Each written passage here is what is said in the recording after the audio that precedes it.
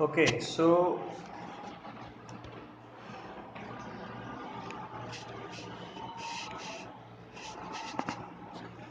in last class we studied about the epithelium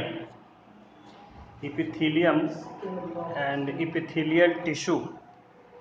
So what do you understand by epithelium? It is the outer covering of any animal body or any part or any organ which acts as protection, which acts like protection. Generally it is the skin of animals, skin of fruits, or skin of any organism or any organ or any body part. So you studied that the skin, what are generally examples of this epithelium? The skin, the lining of mouth in case of, if we are talking about humans or any organism also, any or animal also. The skin, first of all, the skin, the lining of the mouth, the lining of blood vessels, lung alveoli and kidney tubules. See, these are the common examples. First is the skin. First is the skin. Second is the lining of the mouth. Lining of the mouth. Third is the lining of blood vessels. Lining of blood vessels. Blood vessels. Then number 4 is lung alveoli. And number 5 is kidney tubules.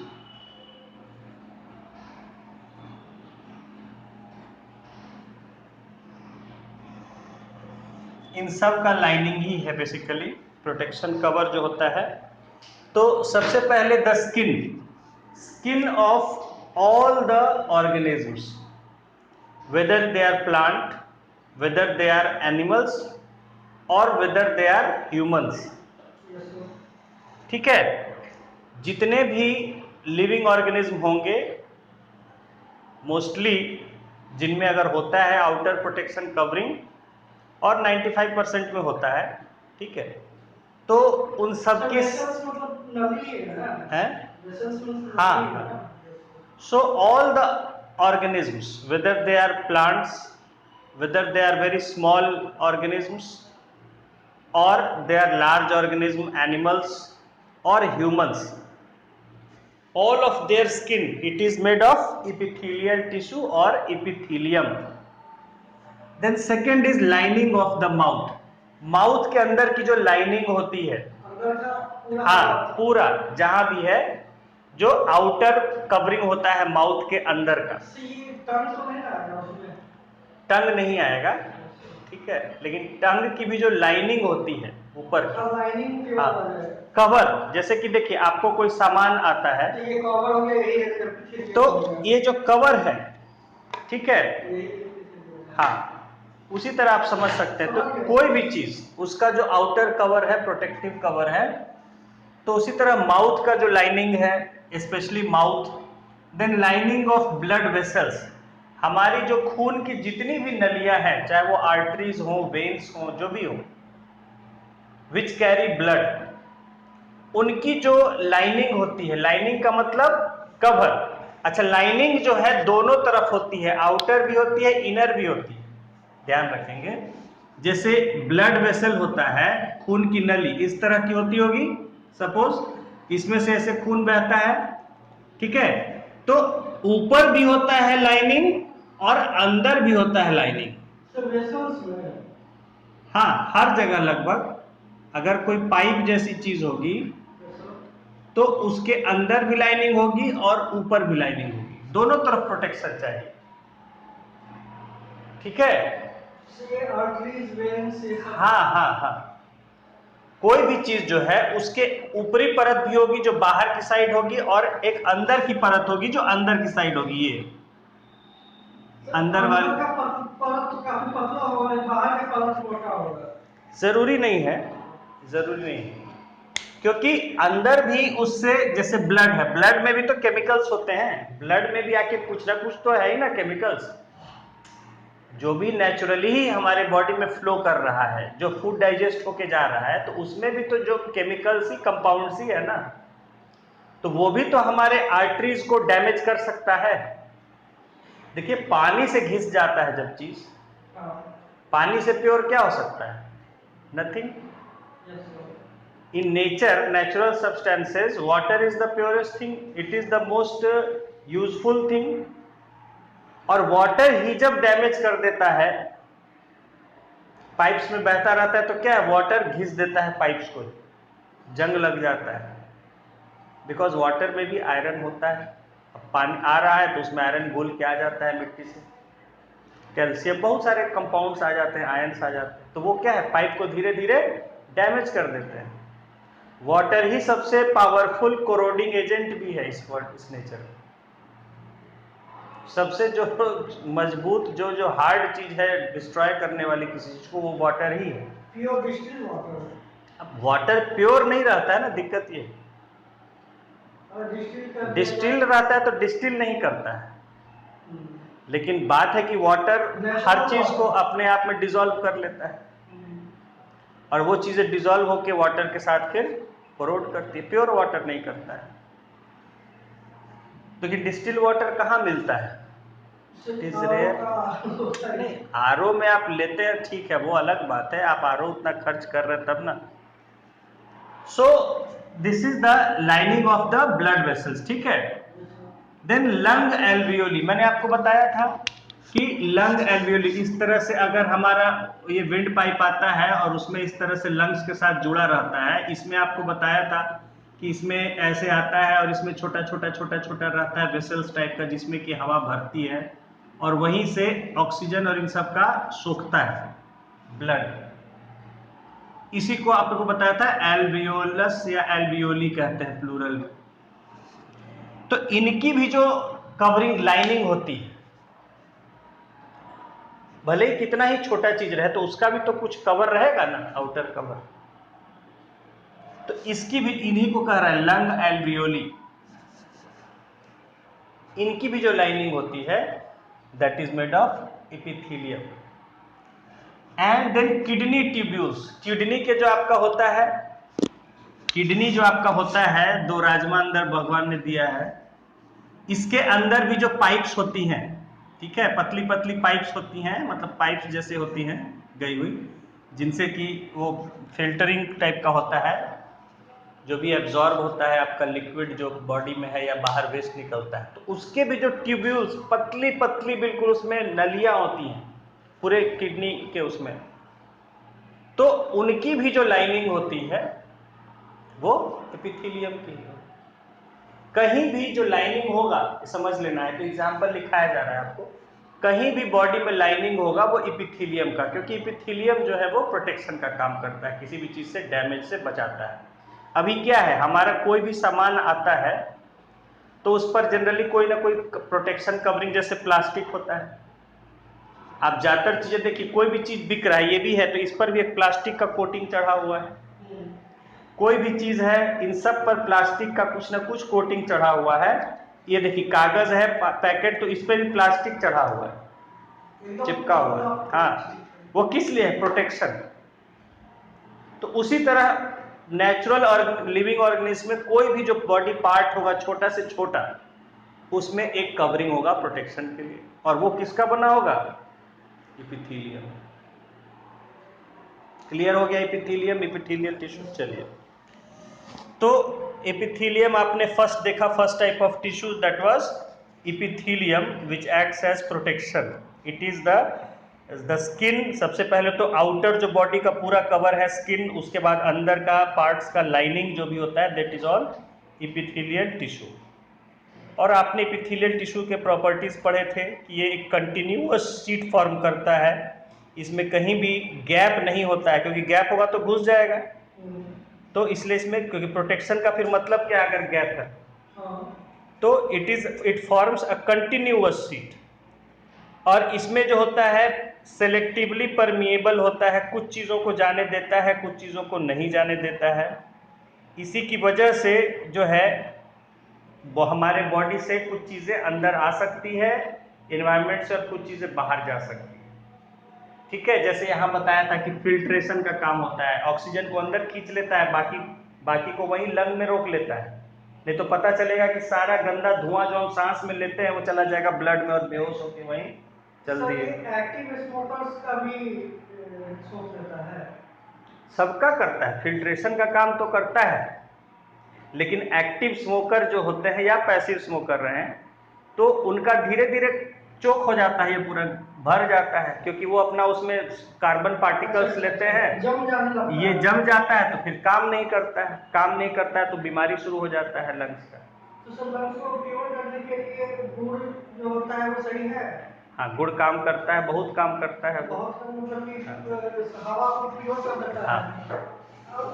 और sales को भी यहाँ smoker का तो नहीं करता होगा। नहीं करता तो सबके लिए है, ठीक है, पी रहा है वो उसके वो तो फिर वो अलग चीज है, वो समझ गया। हाँ। तो कितना दिन में कितना चम्मच लेना चाहिए? 1 चम्मच 2 चम्मच? देखिए ये डिपेंड करता है, एनर्जी गिविंग है, वो फायदे की चीज़ है। अगर आप एक्टिव हैं तो आप अच्छा खासा बड़ा बड़ा ढेला भी खा सकते हैं, एक मुट्ठी भर भी खा सकते हैं। धुआं का फैक्ट्री में काम कर रहा है तो उसको ज़्यादा खाना चाहिए, उसको और ज़्यादा खाना चाहिए। हाँ।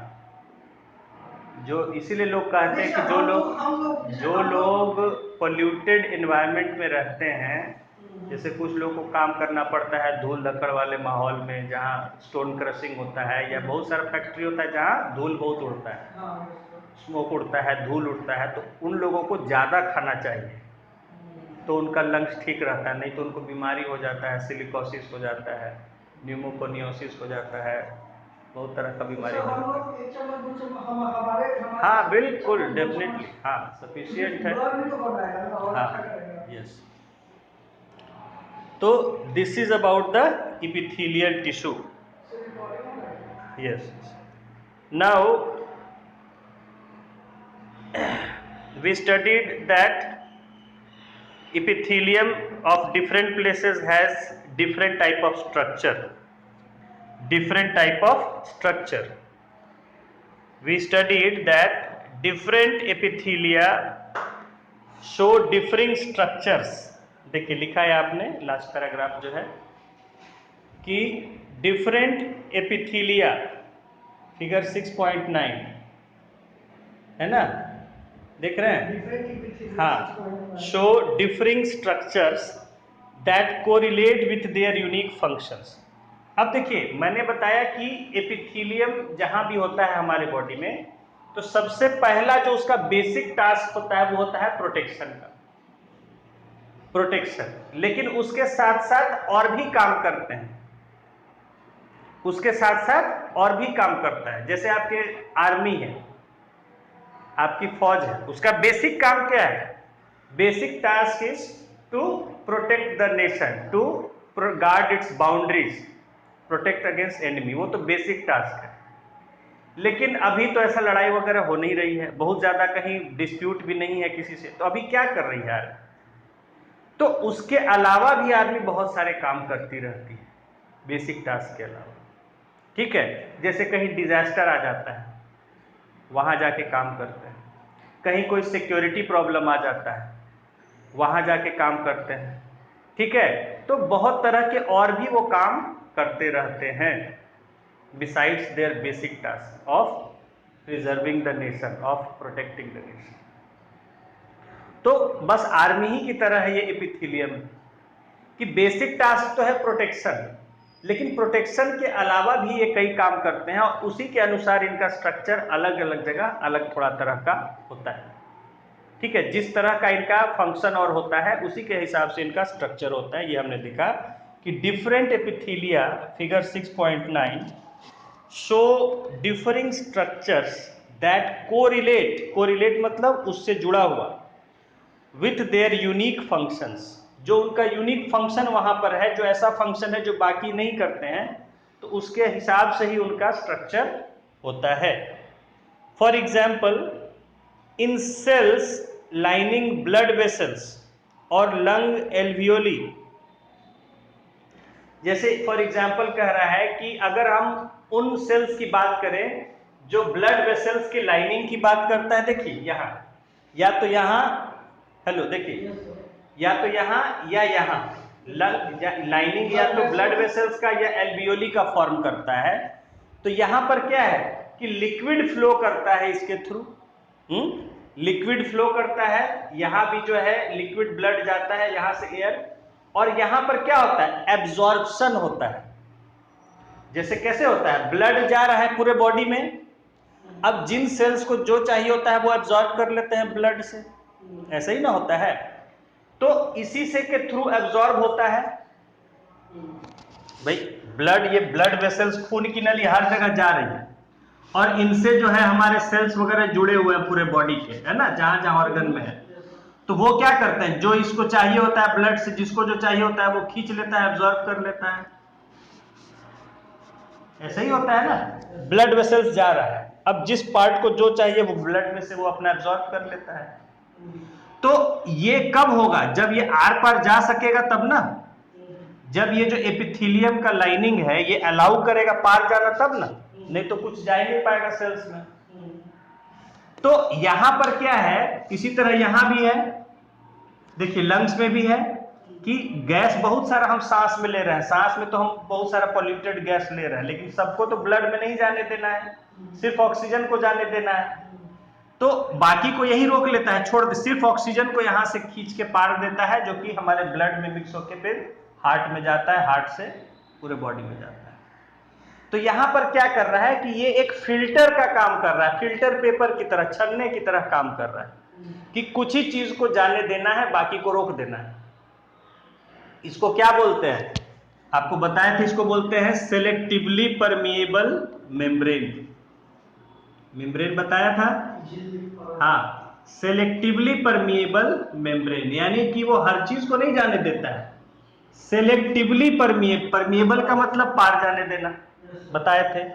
तो अगर सिंपल परमिएबल होगा तो वो हर चीज को पार जाने देगा, ठीक है, जो भी चीज आएगी उसको पार जाने देगा।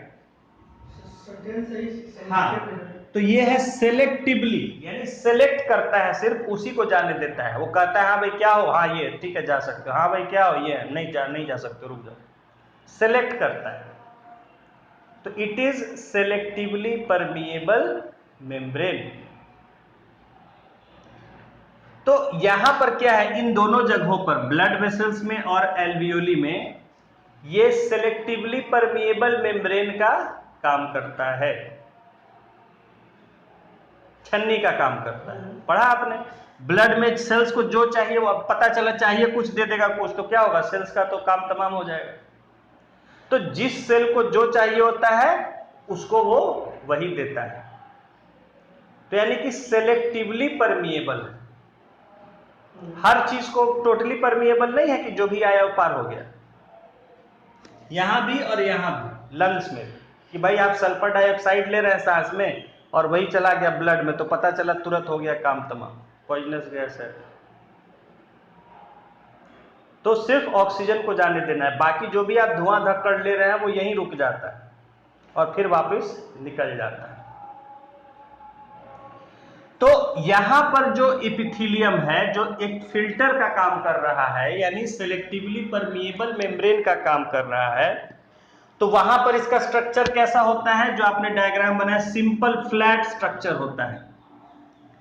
आपने लिखा है कि there is a simple flat kind of epithelium, जिसका एग्जांपल है नंबर ए जो है, this is called simple squamous epithelium. Squama means scale of skin. तो ये जो आपने डायग्राम बनाया था कि स्केल की तरह इसका स्ट्रक्चर होता है, जैसे फिश का स्केल आपको बताया था, स्क्वैमा। और किसी चीज का भी स्केल होता है? बहुत जानवरों का होता है, जनरली मैरीन का होता है, जो पानी में तैरते हैं उनका होता है। तो वो उनको प्रोटेक्ट करता है, एक्चुअली वो भी प्रोटेक्शन है, जैसे हमारा स्किन है। तो पानी में क्या है कि बहुत ज्यादा केमिकल्स होते हैं, हवा में उतने केमिकल्स नहीं होते, और पानी में स्पेशली सॉल्ट वगैरह बहुत सारी चीजें होती है, तो वो बहुत जल्दी किसी चीज को गला देती है। तो इसके लिए उनको और ज्यादा प्रोटेक्शन की जरूरत होती है, तो उनके स्केल्स होता है बॉडी पर जो उनको प्रोटेक्ट करती है इन सब सी के केमिकल्स। तो मैरीन ऑर्गेनिज्म में स्केल्स पाए जाते हैं ज्यादा। तो ये है simple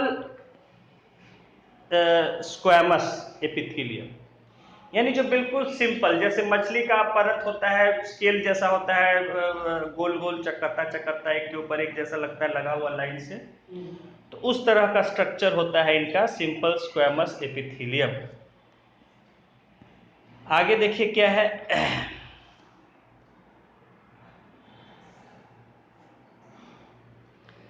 simple squamous epithelial cells are extremely thin and flat and form a delicate lining।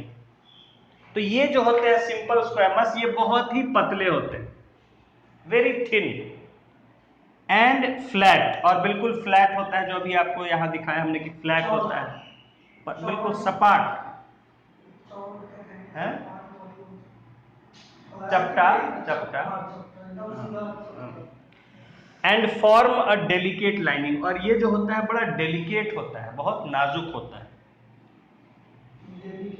हाँ, delicate lining. The oesophagus, the oesophagus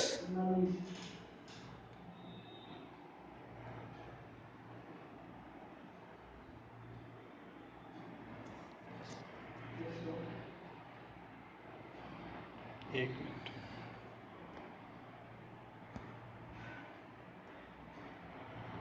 the oesophagus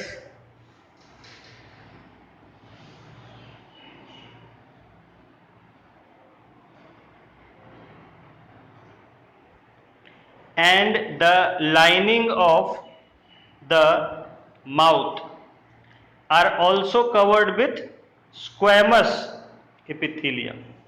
तो हमारे जो ईसोफेगस यानी क्या है, फूड पाइप, ईसोफेगस बताया था आपको, हाँ, जो फूड पाइप है, and the lining of the mouth, और हमारे माउथ अंदर जो है उसकी जो लाइनिंग होती है, ये किसका बना होता है, स्क्वैमस एपिथेलियम। देखिए उस दिन आप कहे कि सर समोसा खाए गरम जल गया वो, तो समोसे से इतनी जल्दी कैसे जल गया, क्योंकि वो डेलिकेट लाइनिंग होता है, बहुत मोटा लाइनिंग नहीं होता है। देखे होंगे कब जलता है तो पतला सा बिल्कुल पपड़ी जैसा निकल जाता है उससे, हाँ बिल्कुल महीन, हाँ वही लिखा हुआ है ना यहाँ, it is a very delicate very thin lining simple squamous जो है। तो कहाँ होता है प्रेजेंट ये, एक तो ईसोफेगस का जो लाइनिंग है फूड पाइप का, और माउथ का जो लाइनिंग है इसमें ये, गरम चीज भी अगर मान लीजिए कि यहाँ से हाँ डायरेक्ट निकालने का कोशिश की है, हाँ तो पूरा अंदर का जला लेगा। हाँ, ऐसे एक आदमी की मौत हो चुकी है। वो क्या हुआ कि चाय का शर्त लगा लिया, हम बहुत गर्म चाय पी सकते हैं तुरंत, हमको गर्म चाय वाला नहीं पता चलता है, इलाहाबाद की बात। उसने क्या किया, पूरा एक गिलास गर्म चाय लिया और सीधा घोट गया उसको। तो यहाँ तो बच गया, क्योंकि यहाँ उसको आदत था माउथ का, माउथ पे वो गर्म चाय पीता था, वो गर्म चाय पीने की उसको आदत थी, तो हो जाता है हार्ड, लेकिन अंदर चला गया, अंदर सीधे गर्म चाय चला गया, पूरा उसका विंड पाइप जल गया, फूड पाइप खत्म हो गया, तो डाइड इंस्टेंटेनियसली। तो इसीलिए क्योंकि डेलिकेट है अंदर का, नहीं, इसीलिए आपका माउथ जो है वो एक प्रोटेक्शन का काम करता है। ज्यादा गर्म है तो देखिए उसमें अपने आप हम मुंह में जलन फील होने लगता है, तो हम या तो मुंह खोल के हवा लेते हैं ताकि वो ठंडा हो जाए, या उसको बाहर निकाल दें, जो भी करें। तो ये एक प्रोटेक्शन टाइप का है कि ज्यादा गर्म हम अंदर नहीं डाल पाए, हाँ, तो ज्यादा गर्म नहीं। तो the lining of mouth and oesophagus they are squamous epithelium, ठीक है। उसके बाद देखिए क्या है, द स्किन, द स्किन,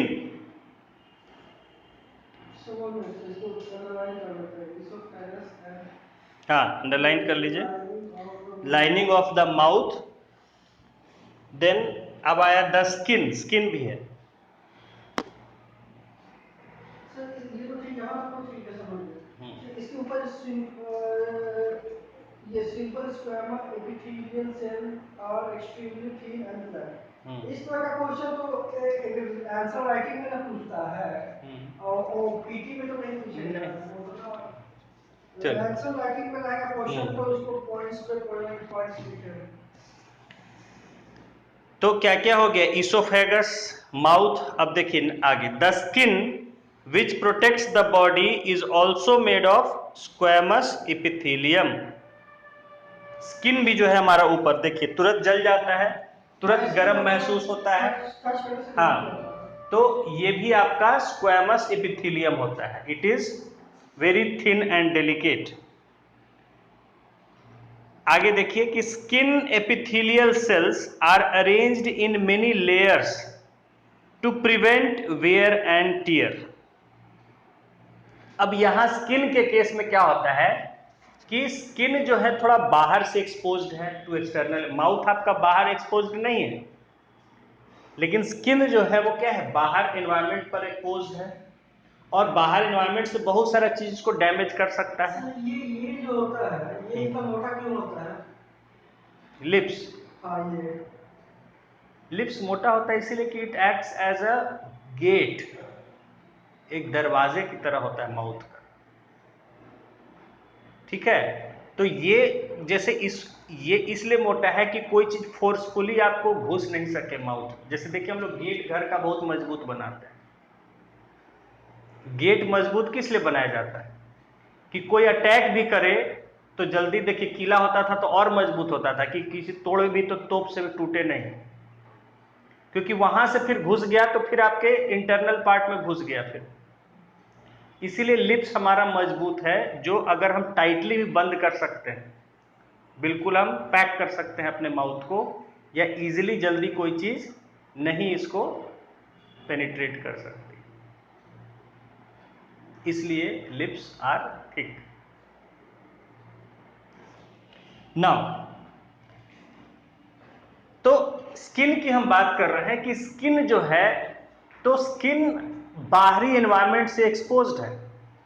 अगर ये डेलिकेट है, ये तो आपने पढ़ा कि डेलिकेट है, लेकिन अगर ये डेलिकेट ही होगा तो थोड़ा सा भी कट लग गया, कुछ हो गया, कोई चीज इजीली इसको बाइट कर दिया, कोई कीड़ा मकोड़ा, तो क्या है वो अंदर चला जाएगा। तो प्रोटेक्शन कैसे रहेगा? तो वी नीड स्ट्रॉन्ग प्रोटेक्शन। जहां हम बाहर डायरेक्ट एनवायरनमेंट से एक्सपोज्ड हैं वहां हमें स्ट्रॉन्ग प्रोटेक्शन चाहिए। तो इसके लिए क्या होता है कि स्किन का जो टिश्यूज होता है वो एक के ऊपर एक कई लेयर्स होता है। इसके जो है कई लेयर्स होते हैं, ताकि अगर एक लेयर को पेनिट्रेट भी कर पाया तो अभी दूसरा लेयर है, तीसरा लेयर है, चौथा लेयर है, कई लेयर है स्किन का। ठीक है, पतले पतले टिश्यूज जो है उनके कई लेयर होते हैं। देखिए समझ लीजिए कि skin epithelial cells are arranged in many layers to prevent wear and tear. साथ ही साथ और भी क्या होता है, हाँ, कि स्किन ऐसे भी, जैसे हम चल रहे हैं, मैंने बताया कि यहां मेरी रगड़ खा गई, तो स्किन जो है कुछ मैंने बताया आपको दिखेगा नहीं, लेकिन मेरी कुछ सेल डेड हो गई होगी रगड़ खा के, वाइट हो जाता है। हाँ, तो अब अगर इतना इजीली डेड हो जाएगा तो उसके नीचे तो वहां का प्रोटेक्शन खत्म। कहीं कट लग गया, रगड़ा गया, जख्म हो गया, तो इजीली फिर तो पूरा प्रोटेक्शन खत्म वहां का। तो इसके लिए ईश्वर ने क्या किया है कि कई लेयर्स दिया है, कि अगर एक लेयर डैमेज भी हो जाता है किसी तरह से तो अंदर का लेयर्स अभी प्रोटेक्शन के लिए है। तो अभी भी आपका एक लेयर, दो लेयर डैमेज हो जाए तो अंदर जल्दी कोई चीज नहीं घुस सकती, कोई इन्फेक्शन जल्दी नहीं लग सकता। अगर कट गया तभी लगेगा। हाँ, अगर डीप कट लग गया, डीप कट, हाँ, गहरा कट लग गया, कट लग गया तो खून तो बहेगा ना। देखिए खून बहना अलग चीज है, लेकिन अगर जैसे खून, तो ये सब में भी खून रहता ही है ना, तो खून तो बहेगा ही, लेकिन डीप कट लग गया कि प्रिवेंटिव स्किन के अंदर तक चला गया है कट, हाँ, तब आपको सीधे कोई भी चीज अंदर घुस सकता है, इन्फेक्शन, जर्म्स या कीड़े भी घुस सकते हैं। ठीक है, यही यहां कहा जा रहा है कि skin epithelial cells are arranged in many layers to prevent wear and tear, यानी कि उसका जो डैमेज होता है, वियर एंड टीयर, वियर मतलब घिसना, टीयर मतलब कटना फटना।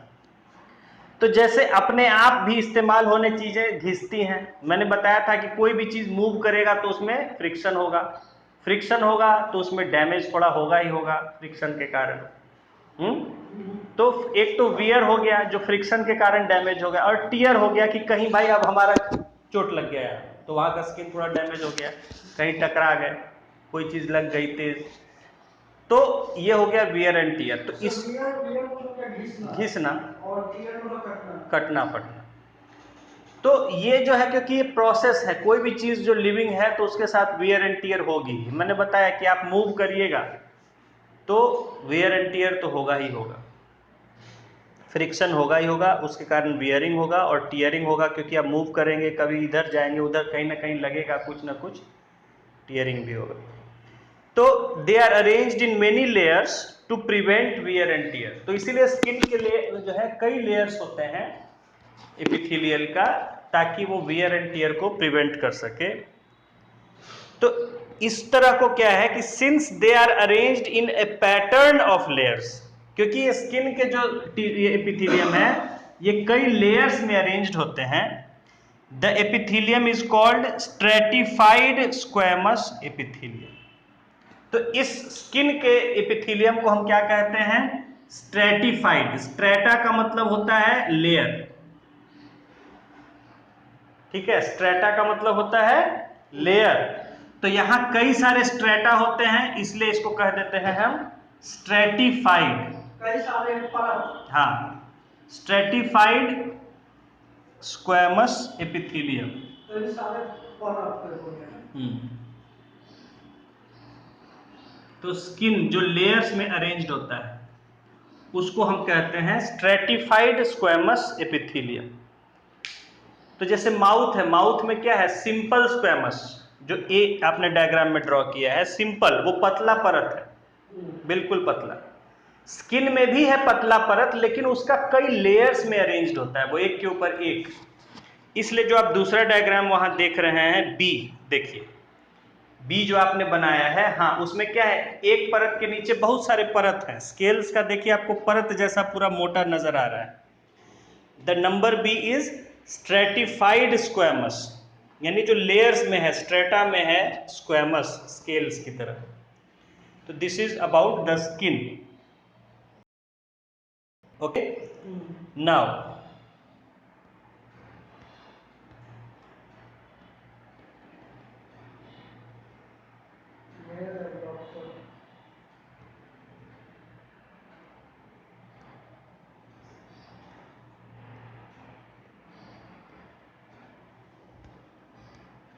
okay, now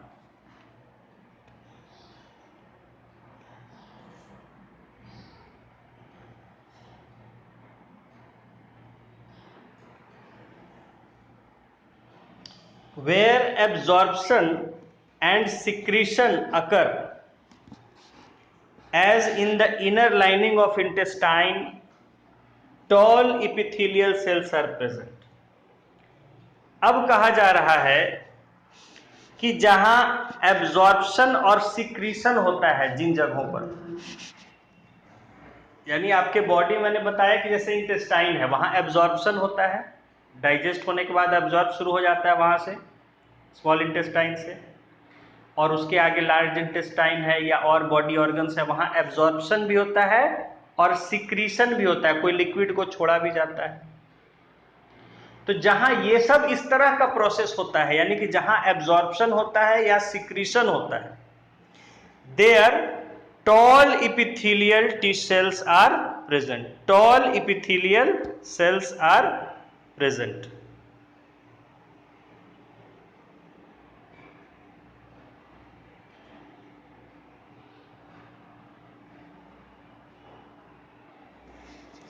tall epithelial cells are present. This columnar, ये जो है टॉल होता है, कॉलम की तरह होता है, ठीक है, एक पिलर की तरह होता है, कॉलम की तरह। टॉल इसलिए इसको बोला है। अब यहाँ जो आपने बनाया है एग्जाम नंबर सी जो बनाया है, हाँ अच्छा ठीक है कोई बात नहीं। तो इसमें हम देख सकते हैं कि कॉलम की तरह है, पिलर्स की तरह जो है इसमें सेल्स हैं, अरेंज्ड हैं। उसी के बारे में यहाँ बताया जा रहा है कि वेयर एब्जॉर्प्शन एंड सिक्रीशन अकर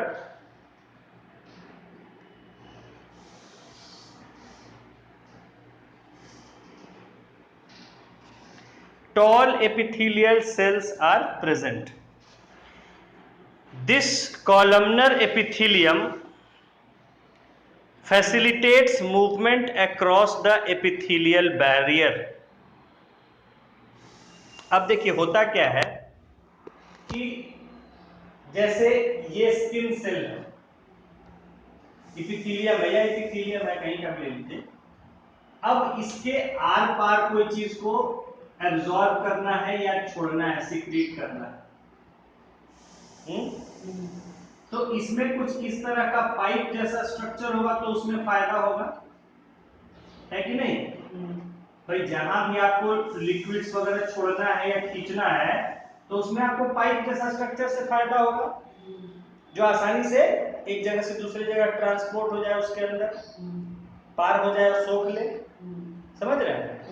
तो इस तरह का इसके नीचे एपिथेलियम के नीचे इस तरह का कॉलमनर स्ट्रक्चर होता है, कॉलम्स की तरह, पाइप्स की तरह होते हैं, जो यहाँ से छोड़ना है तो यहाँ से टंकी, यहाँ टंकी रहता है तो यहाँ से छोड़ दिया, यहाँ चला गया उससे, और यहाँ से फिर ब्लड में चला गया। या ब्लड से कुछ खींचना है तो वो यहाँ लाके जहाँ स्टोर करना है वहां लाके स्टोर कर लिया। तो वहां पर जहां एब्जॉर्प्शन हो रहा है या सिक्रीशन हो रहा है वहां पर टॉल एपिथेलियल सेल्स होते हैं, इस तरह के एपिथेलियल सेल्स होते हैं, कॉलमनर एपिथेलियम। तो यही लिखा है यहाँ पर कि this columnar epithelium facilitates movement across the epithelial barrier. ये जो बैरियर का काम कर रहा है, जो प्रोटेक्शन है, उसके आर पार वहां से भेजने या लाने में मदद करता है, ये जो टॉल एपिथेलियल होता है। इन द रेस्पिरेटरी ट्रैक्ट, अब हम फेफड़े की बात कर रहे हैं, यहां भी होता है एपिथेलियम। तो in the respiratory tract the columnar epithelial tissue also has cilia which are hair-like projections on the outer surfaces of epithelial cells. These cilia can move and their movement pushes the mucus forward to clear it. This type of epithelium is thus ciliated columnar epithelium. तो हमारा जो ये पूरा respiratory tract होता है, यानी सांस लेने का विंड पाइप, और ये जो यहाँ तक आया, ठीक है, ये पूरा जो रेस्पिरेटरी ट्रैक्ट होता है, यानी रास्ता होता है सांस लेने का, तो इसमें क्या होता है कि जो आपका ये कॉलमनर ये होता है, कॉलमनर सेल्स होते हैं, इसके बाहर छोटे छोटे हेयर्स जैसे होते हैं, हेयर्स जैसे होते हैं, बहुत छोटे बहुत छोटे, ये इनको कहा गया सिलिया। सिलियम होता है सिंगुलर, सिलिया होता है प्लूरल, बिल्कुल फाइन हेयर्स की तरह। सिलियम मतलब फाइन हेयर? हाँ, सिलियम साइंस बायोलॉजी में फाइन हेयर्स होते हैं। फाइन हेयर मतलब रोआ को कह सकते हैं? रोआ नहीं, बहुत महीनी, अंदर सेल्स में होता है, बाहर नहीं होता। तो ये जो सेल्स हैं एपिथेलियम सेल्स कॉलम की तरह, इनके बाहर ये ऐसे ये हेयर्स की तरह होते हैं। बायोलॉजी में आप पढ़ेंगे, डिटेल नहीं गए। सिलियम बहुत से अंदर इंटरनल बॉडी में होता है, सिलियम कहते हैं एक को और सिलिया कहते हैं प्लूरल। तो ये होता है इन सब के बाहर। ये क्या करता है कि जो म्यूकस बनता है, हमारे म्यूकस जो आप जिसको एक म्यूकस का एक आप रूप देखते हैं, कफ, कफ जो है म्यूकस है। म्यूकस बहुत तरह का होता है जिसका एक एग्जाम्पल है कफ। तो ये क्या करता है कि म्यूकस को ये बाल आगे की ओर पुश कर, ये मूव कर सकते हैं बाल, ये बाल मूव करते हैं। ये जो सिलिया है ये मूव कर सकते हैं, तो ये क्या करते हैं आगे की ओर धक्का दे देते हैं।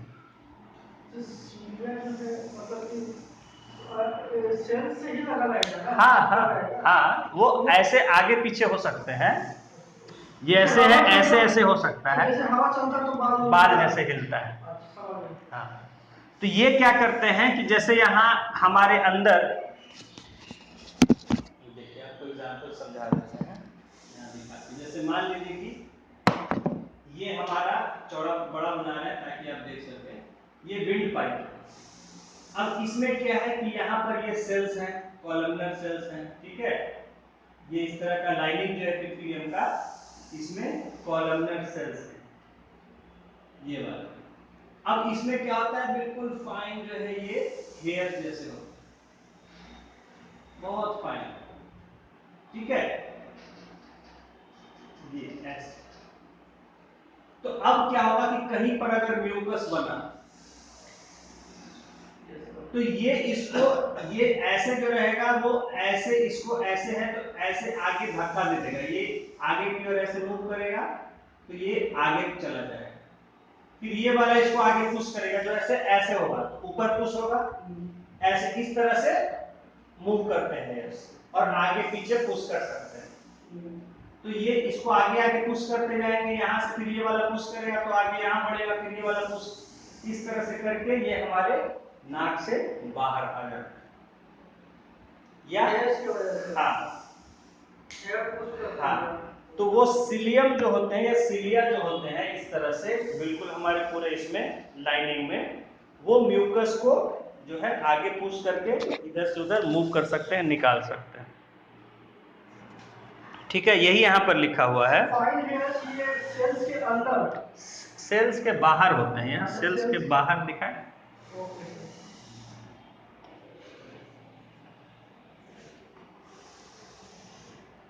हेयर नहीं होता है, हेयर लाइक स्ट्रक्चर होता है, बाल नहीं होता है, बाल की तरह वो पार्ट ही होता है सेल का, उस तरह का लाइक स्ट्रक्चर।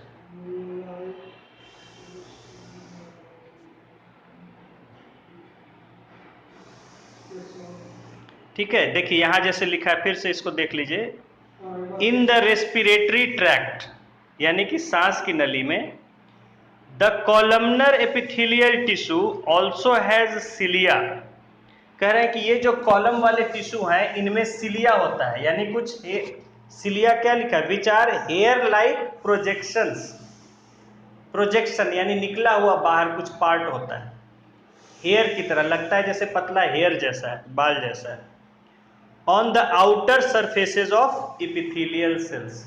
एपिथेलियल सेल जो है इनके बाहर हेयर जैसा कुछ निकला रहता है, जिसको कि हम सिलिया कहते हैं। दीज सिलिया कैन मूव, ये सिलिया जो है मूव कर सकते हैं, and their movement pushes the mucus forward to clear it. तो म्यूकस को वो आगे पुश कर देता है ताकि वहां सफाई हो सके।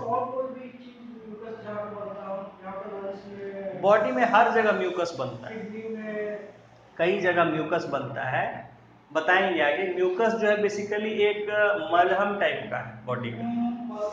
हाँ हाँ, कहीं भी अगर डैमेज होता है तो बॉडी उसको ठीक करने के लिए अपना मलहम तैयार करता है, जो कि म्यूकस है। सिंपल वर्ड्स में आप समझ सकते हैं। हाँ हाँ, कहीं भी डैमेज, आप जैसे कि बहुत सिगरेट पीता है जो है, तो उसका क्या होता है कि गर्म जो अंदर वो सांस लेता है हवा और कार्बन उससे, तो उस अंदर जो है फेफड़ा जलता है, सेल्स उसका डैमेज होने लगता है। हाँ, तो उस डैमेज को ठीक करने के लिए बेचारा बॉडी क्या करता है, वहां पर म्यूकस अपना तैयार करता है, जो उसका हीलिंग शुरू करता है, उसको जला हुआ को ठीक धीरे धीरे मलहम लगाता है उसको। हाँ, करता है, कोशिश करता है। हाँ, तो उसी के कारण म्यूकस बनता है।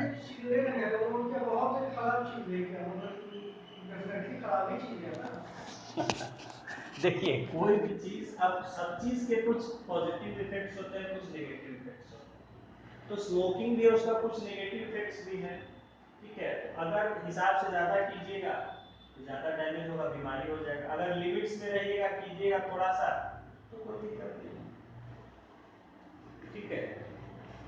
हर चीज का वो तो धुआं में क्या लगता है?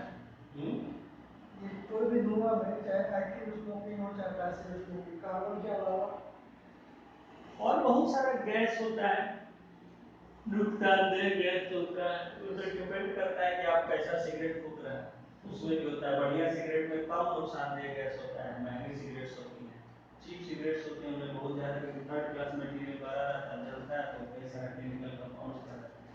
और सर ये जो बीड़ी उसमें देखिए इसमें फिल्टर लगा रहता है। सर ये बीड़ी जो होता है, बीड़ी सब में वही है। अब बात है कि अब मैं बता दूं किस तरह का वो बना हुआ है, किस चीज़ से। अगर ठीक ठाक हार्मफुल सब्जेक्ट उसने यूज नहीं किया है तो उससे बहुत ज़्यादा नुकसान नहीं होता है, और अगर वाहियात चीज उसमें बनाए हुए उससे तो वो नुकसान होता है। तो आपका म्यूकस जो मैंने बताया कि ये एक तो डेड सेल्स होते हैं, साथ ही साथ जो आपका सेल्स डेड हो गया तो बॉडी उसको निकाल देता है, वो म्यूकस के रूप में वो भी निकलता है। जैसे ये जो कम धुआं जा रहा है तो वो म्यूकस ठीक करता है। हाँ, और ज्यादा ले रहा है तब तो भाई ज़्यादा उसका अपना एक थोड़ा सा है बना हुआ, उतना ठीक करेगा, लेकिन आप रोज रोज लगातार उसमें करते रहिएगा तो फेल हो जाता है सिस्टम। कहीं पे भी, किडनी में ही चाहे कहीं हर जगह कहीं भी वही चीज़। तो देखिए कि अब ये क्या होता है कि जैसे सेल्स डेड हो गया तो वो म्यूकस के रूप में वहां से हट जाता है परत, और वहां पर नया सेल फॉर्मेशन शुरू होता है, या बॉडी वहां पर कुछ छोड़ा उसको मलहम टाइप का पट्टी करने के लिए, तो वो म्यूकस ये सब जो है वेस्ट जो भी है म्यूकस की तरह बाहर फिर निकलता है बॉडी से, तो इसीलिए कफ बनता है हमें, ठीक है। तो ये कफ अगर आपका ये हेयर्स नहीं होगा तो निकल नहीं पाएगा, अंदर ही रह जाएगा और आपको सांस लेने में दिक्कत हो जाएगी, भर जाएगा। तो इस यही जो सीलियम है ये कफ या म्यूकस को पुश करते हैं बाहर की तरफ, और धीरे धीरे ये हमारे माउथ के थ्रू या नोज के थ्रू जैसे भी वो निकल जाता है बाहर। तो this type of epithelium is the ciliated columnar epithelium. तो इसको जो है कॉलमनर एपिथेलियम जो था, इसको सिलिएटेड मतलब जिसमें सिलियम बना हुआ है, सिलिएटेड कॉलमनर एपिथेलियम। सिलिएटेड मतलब फाइन हेयर्स, हाँ, जिसमें हेयर्स लाइक प्रोजेक्शन निकला हुआ है, ठीक है, जिसमें सिलिया हो।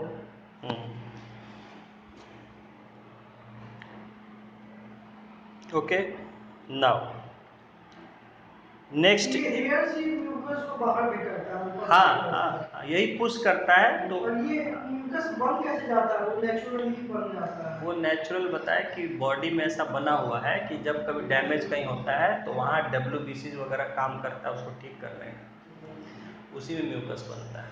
ये WBC को स्टॉप किया जाता है। म्यूकस बनना, इम्यून सिस्टम मतलब हो गया कि WBC पे डिपेंड करता है। कफ ये कफ बनना, म्यूकस बनना, ये सब कोई गलत नहीं है, ठीक है, बन रहा है तो वो तो हीलिंग चल रहा है। लेकिन ज़्यादा बन रहा है तो इसका मतलब कि ज़्यादा प्रॉब्लम है तो ज़्यादा हीलिंग, क्या कारण क्या है प्रॉब्लम का? तो प्रॉब्लम कुछ और होता है, जैसे मैंने बताया ना कि बुखार आना है तो वो तो इंडिकेटर है कुछ और प्रॉब्लम का। तो म्यूकस है, वो कफ बनना कोई गलत चीज़ नहीं, कफ बन रहा है तो ठीक, वो तो बनना नेचुरल प्रोसेस है बॉडी में, हीलिंग होगा तो। लेकिन हीलिंग हो रहा है तो कहाँ का हीलिंग हो रहा है? ज़्यादा कफ बन रहा है किसी को, ऐसे कफ नहीं बनना चाहिए। तो अगर कफ बन रहा है मतलब कहीं ना कहीं डैमेज हो रहा है, तो उसका इलाज चल रहा है अंदर, इसलिए कफ बन रहा है।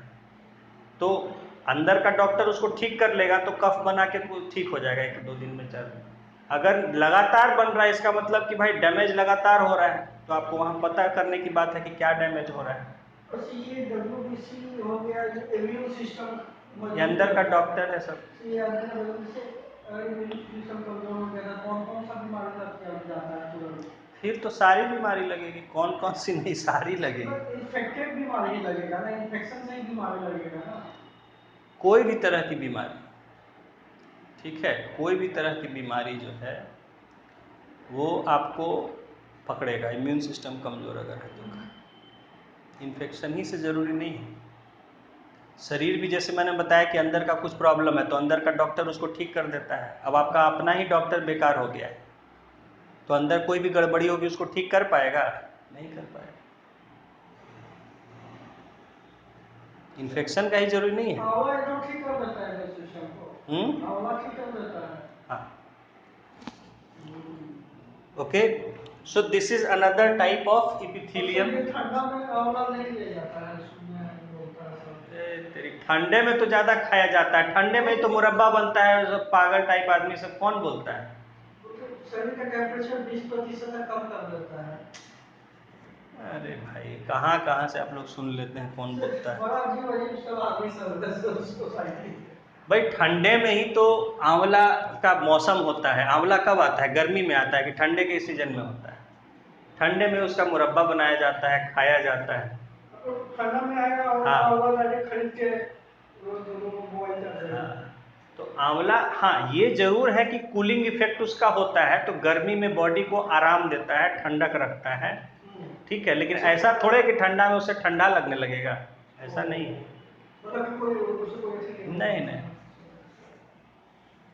ठंड में तो और ये सब च्यवनप्राश खाया जाता है। च्यवनप्राश क्या आंवले से बनता है? तो च्यवनप्राश क्या गर्मी में खाया जाता है? अब बताइए, पूछिए, अब देखिए कभी ऐड देखते हैं च्यवनप्राश खाना चाहिए ठंडा में, तो ठंडा में च्यवनप्राश में होता है क्या है? ज़्यादातर आंवला होता है, ये सब चीज़ होता है। मुरब्बा पूछिए कब आता है? आंवला का सीजन कब होता है? जो बता रहा है उसी से पूछिए। भाई हर सीजन में फल आते हैं, गर्मी में गर्मी के फल आते हैं, खाना चाहिए गर्मी का फल, ठंड में ठंड का फल आता है, वो खाया जाता है। तो आंवले का तो सीजन ही है, मुरब्बा भी बनता है इसी समय, गर्मी में तो मिलता भी नहीं है जल्दी आंवला, दिक्कत हो जाती है।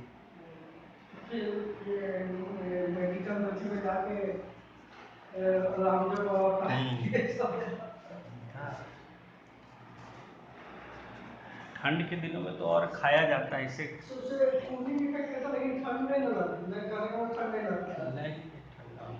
जिसको जैसे कि जो लोग को थोड़ा प्रॉब्लम होता है, जैसे जिनको ठंड चीज़ें कुछ होता है, कुछ लोगों का इम्यून सिस्टम काफ़ी वीक होता है, उनको क्या होता है कि कोई भी चीज़, उनको तो फल भी मना कर देता है खाने की। अमरूद खाइएगा तो सर्दी लग जाएगा, ये खाइएगा तो सर्दी लग जाएगा, होता है। हाँ, तो वैसे केस में उनको मना किया जाता है कि भाई आप अवॉइड कीजिए, या सुबह सुबह खा सकते हैं, शाम के बाद मत खाइए, ये सब चीज़ है। तो उनके लिए भले ठीक है, लेकिन नॉर्मल पर्सन के लिए इम्यून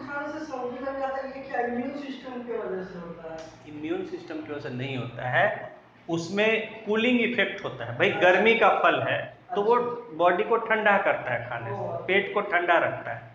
लेकिन जिसका सिस्टम गड़बड़ाया हुआ है, पहले ही से बेचारा ठंडाया हुआ है, उसका गर्मी नहीं है बॉडी में, तो उसको और ठंडा कर देगा। कहने का मतलब है कि ठंड में आप कोल्ड ड्रिंक पी लीजिए, गर्मी में तो कोल्ड ड्रिंक फायदा करता है, लेकिन ठंड में तो आपको ठंडा कर देगा। तो वैसा उन लोगों के लिए ये है। बाकी इन जनरल अगर जिसको दिक्कत नहीं है, ऐसा नहीं है उसको, ऐसा तो मैंने सुना नहीं, पता नहीं कौन आपको इस तरह का बोल रहा है, ऐसा नहीं है। बल्कि ये इम्यूनिटी को बूस्ट करता है आंवला, सबको खाना चाहिए, खाया जाता है।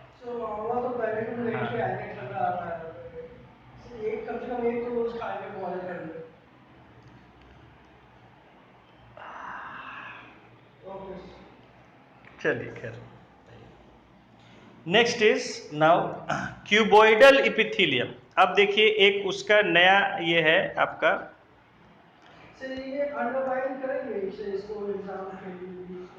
किसको?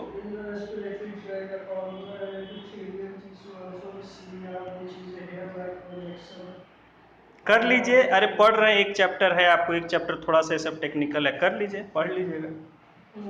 तो इतना मैंने आपको एक्सप्लेन कर दिया, दिमाग में वैसे ही बैठ गया होगा कि हाँ भाई विंड पाइप में है, कफ को जो है पुश करता है, हेयर लाइक स्ट्रक्चर जिसको सीलियम कहते हैं, सिलिया कहते हैं, और सिलिया जहाँ होता है तो उसको सिलिएटेड कॉलमनर एपिथेलियम कहते हैं। कॉलमनर एपिथेलियम जो है वहाँ होता है जहाँ एब्जॉर्प्शन या सिक्रीशन होता है चीज़ों का, वहाँ कॉलम की तरह, पाइप की तरह होता है। बाकी जहाँ प्रोटेक्शन की तरह स्किन में है तो वहाँ स्ट्रेटिफाइड स्क्वैमस एपिथेलियम होता है। Now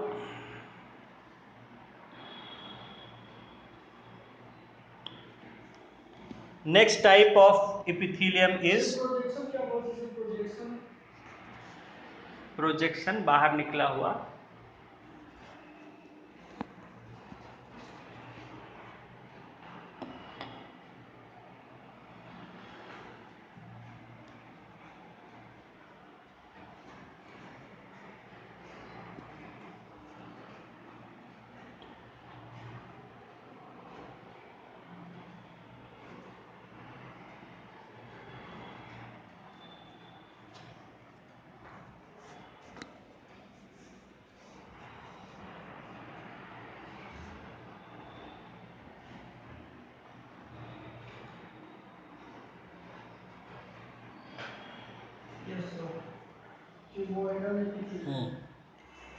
cuboidal epithelium, that means cuboidal मतलब क्यूब की तरह आकार होता है। Cuboidal with cube shaped cells forms the lining of kidney tubules and ducts of salivary glands where it provides mechanical support।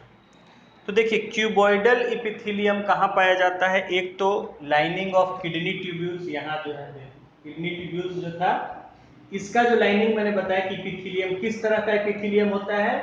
Cuboidal. उसका shape जो है क्यूब की तरह होता है, इस तरह से क्यूब की तरह उसका शेप होता है।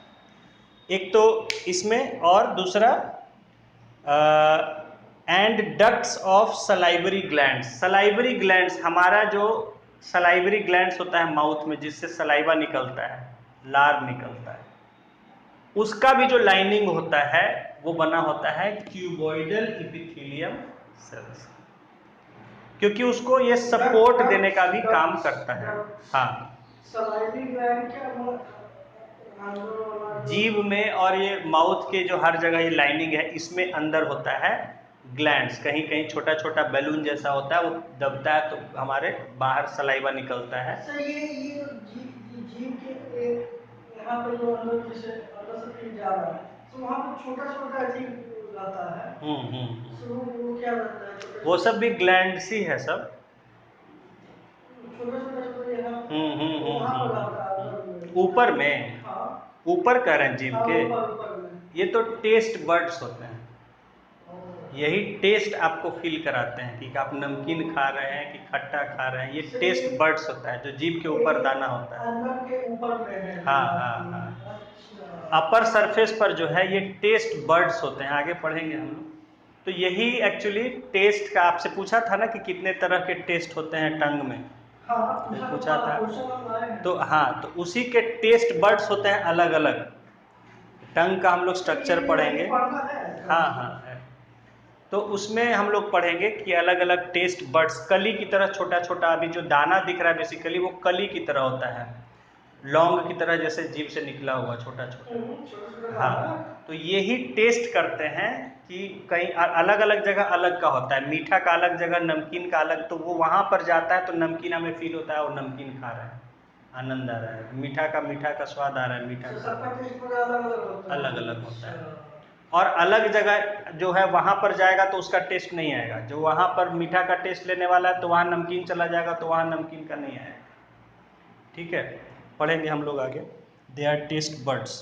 नीचे जो है जीभ के होते हैं कुछ कुछ, देखेंगे जहाँ ज्वाइंट होता है नीचे, वहाँ पर देखेंगे गोल गोल जैसा रहता है, वो सब ग्लैंड्स होते हैं कुछ। खैर आइए यहाँ देखते हैं। तो देखिए कि cuboidal epithelium forms the lining of kidney tubules and ducts of salivary glands where it provides mechanical support. Epithelial cells often acquire additional specialization as gland cells which can secrete substances at epithelial surface. तो यही कहा जा रहा है कि epithelial cells जो होते हैं ये कई जगह इनका, क्योंकि वो सिक्रीट करने का काम होता है बॉडी में, आपको पता है बहुत जगह ग्लैंड्स होते हैं, वहां से लिक्विड्स निकलते हैं, तो वहां भी एपिथेलियम होता है, उनका काम होता है सिक्रीट करना तो वहां बिल्कुल स्पेशलाइज हो जाते हैं वो ग्लैंड्स की तरह, ग्लैंड सेल्स की तरह। वही लिख रहा है कि epithelial cells often acquire additional specialisation as gland cells, as gland cells which can secrete substances at the epithelial surface। तो उनका काम इस तरह से हो जाता है कि भाई उनको छोड़ना है लिक्विड जो है, तो उसी तरह का स्ट्रक्चर हो जाता है, ठीक है, ताकि वो लिक्विड को छोड़ सके समय समय पर बॉडी में, जिसका इस्तेमाल हो सके। Sometimes a portion of epithelial tissue folds inward and a multicellular gland is formed. This is glandular epithelium। तो कभी कभी क्या होता है कि ये जो एपिथेलियल टिश्यू हैं ये आपस में मुड़ जाते हैं, अंदर की ओर मुड़ जाते हैं, फोल्ड्स बना लेते हैं, and multi cellular gland is form. और वहां पर ग्लैंड जो बन जाता है जिसमें सेल का कई लेयर है। जैसे कि देखिए एक ये है, ये एक सिंपल पाइप की तरह जा रहा है। अब ये आपस में इस तरह से गुथ जाए, मुड़ जाए, घूम जाए इस तरह से, तो फिर दिक्कत हो जाएगा। नहीं दिक्कत नहीं हो जाएगा। अगर ये इस तरह से कई बार फोल्ड की तरह बना लेता है ताकि कई लेयर में, जैसे कि एक लेयर जाना है ऐसे और दूसरा लेयर फिर जाना है ऐसे उसमें, ठीक है, इस तरह से, तो कई जगह से ये लिक्विड को सिक्रीट कर सकता है। कहीं कहीं ऐसा होता है बॉडी में, तो इसको हम कहते हैं ग्लैंड्यूलर एपिथेलियम। ग्लैंड की तरह कन्वर्ट हो जाता है बिल्कुल। खाली लिख लिए, ठीक है, उतना एडवांस में आपको जाने की जरूरत, बस हाँ जान लीजिए कि कभी कभी ये क्या होता है कि ये जो सिंपल पाइप की तरह है ये गोल अंदर की ओर घूम जाता है और ये बन जाता है मल्टी सेल्यूलर, क्योंकि कई सेल्स हो जाते हैं उसमें, कई लेयर हो जाते हैं टिश्यू का। Gland is form, this is glandular epithelium. जैसे कि उससे होता क्या है कि देखिए, अब मैंने बताया था आपको कि खाली ये है तो इतना ही से ये काम हो पाएगा, और अगर कई लेयर हो गया, जैसे कि एक खाली सर्किल है और इसमें ऐसे ये, तो इसमें इतना ही से ना काम होगा। लेकिन अगर इसके अंदर कई सारे लेयर ऐसे हो गया और उन सब के ऐसे ऐसे ऐसे ऐसे रहेगा सब, हाँ, तो इसका एरिया काफी बढ़ जाएगा लिक्विड छोड़ने या लेने का, इसकी वजह से ऐसा होता है ताकि उसका इफिशियंसी बढ़ जाए। तो दिस इज ग्लैंड्यूलर एपिथेलियम। वो एपिथेलियम ग्लैंड में ग्लैंड के हिसाब से कन्वर्ट हो जाता है, तो उसको कहते हैं ग्लैंड्यूलर एपिथेलियम, ठीक है। तो ये हो गया आपका एपिथेलियम का पूरा कहानी। एपिथेलियम जो है वो कई तरह का आपने देखा, खाली अंडरलाइन कर लीजिए ग्लैंड्यूलर एपिथेलियम को, कि जो ग्लैंड की तरह कन्वर्ट हो जाता है एपिथेलियम, उसको ग्लैंड्यूलर एपिथेलियम कहते हैं।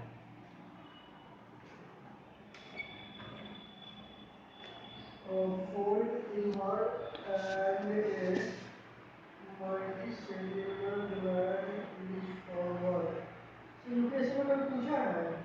नहीं, ये सब नहीं पूछा है इतना इन अभी तक तो नहीं पूछा होगा।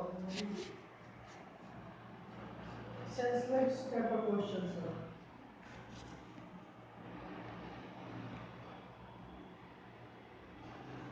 Connective tissue, blood is a connective tissue। So often starts। जैसे कि काम की पूरा लिखना नहीं है। ठीक है, समय बचेगा।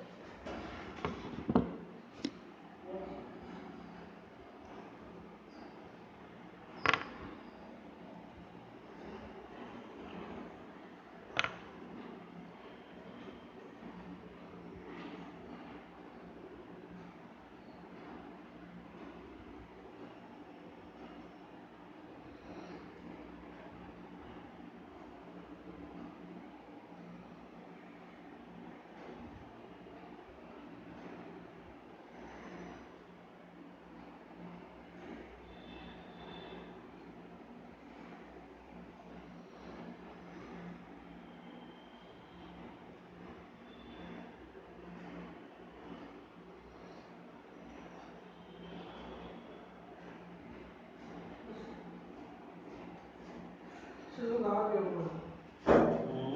लोग आ गए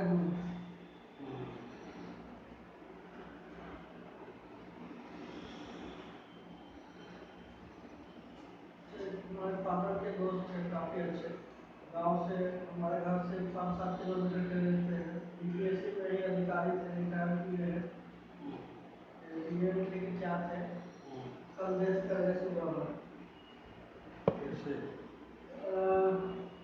ड्राइंग्स में बहुत पेरिंग होता था और ये लंग्स में दिक्कत था सांस लेने में दिक्कत हो रहा था और हड्डी भी कमजोर था उनका ये इतना ही जानते हैं उसके आगे क्या हम नहीं मालूम कोई बीमारी होगा लंग्स में जॉइंट्स में भी दर्द रहता था बहुत ज़्यादा कैल्शियम का कमी होगा डेंगू का भी लक्षण है दिल्ली जाते थे इलाज कराने कुछ प्रॉब्लम होगा हाँ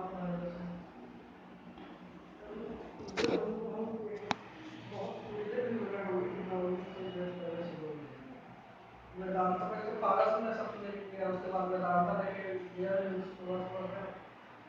बचे नहीं हम क्या करें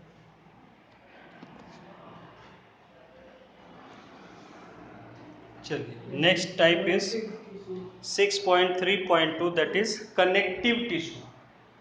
So now we are going to study next type of tissue. First we studied epithelial tissue and now is connective tissue.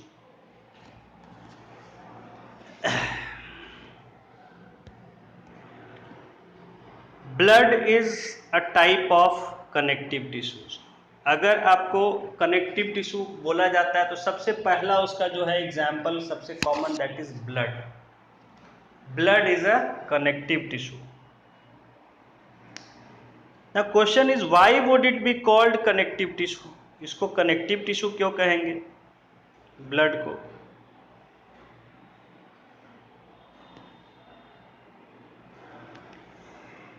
A clue is provided in introduction में आपको बताया गया था शुरू में. Now let us look at the type of tissue in some more detail. देखिए अब connective tissue क्या होते हैं थोड़ा उनको समझ लेंगे. The cells of connective tissue are loosely spaced and embedded in an intercellular matrix.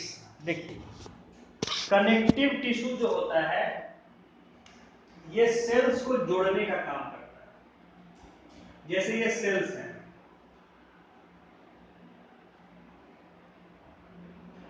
ये अलग अलग सेल्स हो गए तो कोई ऐसा टिश्यू है जो इनको जोड़ने का काम करता है ताकि ये आपस में जुड़े रहे. सेल्स अलग अलग है बॉन्ड हाँ सेल्स को जो जोड़ने का काम करे वो एक कनेक्टिव दैट इज कनेक्टिव. नाम से ही समझ गया. It just connects the cells. तो ये कहा जा रहा है कि कई तरह के हो सकते हैं. ठीक है जैसे कि लिखा है कि the cells of connective tissue are loosely spaced and embedded in an intercellular matrix. इस तरह का स्ट्रक्चर जो होता है इसको मैट्रिक्स कहते हैं. नेटवर्क जैसा कोई जो स्ट्रक्चर होता है नेटवर्क चेन हाँ जो इस तरह से जुड़ा हुआ है आपस में ये सब तो ये क्या हो गया मैट्रिक्स इसको बोलते हैं. इसको भी हो गया बना देना.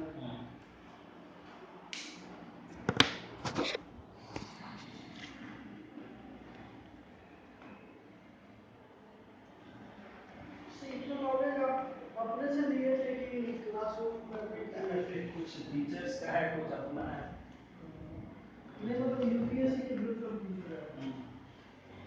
यूपीएससी के ग्रुप से मतलब ये खाली यूपीएससी नहीं लाइफ में मैंने कहा मुझे रीडिंग का बहुत हैबिट था उस समय हम लोग के समय मोबाइल तो नहीं होता केवल बुक से ही पढ़ना पड़ता था. मोबाइल पे शुरू में भी काम नहीं होता था. हम लोग के समय तो मोबाइल फोन थे ना मोबाइल फोन एक होता था खाली. हमारे समय में नोकिया रिलायंस केवल यही सब था. वो भी अलाउ नहीं था स्कूल में. ये क्या क्या मैट्रिक्स सिखाएंगे. मैट्रिक्स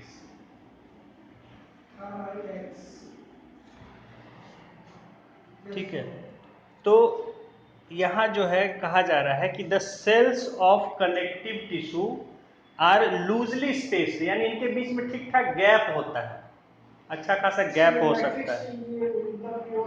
हाँ हाँ हाँ, ये गैप हो गया, अच्छा खासा दूर दूर है लेकिन कनेक्टेड है। एंड एम्बेडेड मतलब जुड़ा हुआ, इन एन इंटरसेल्यूलर मैट्रिक्स। तो एक ऐसे मीडियम, मैट्रिक्स जो है एक मीडियम होता है जिसमें ये जुड़े होते हैं। तो मीडियम जिसमें हाँ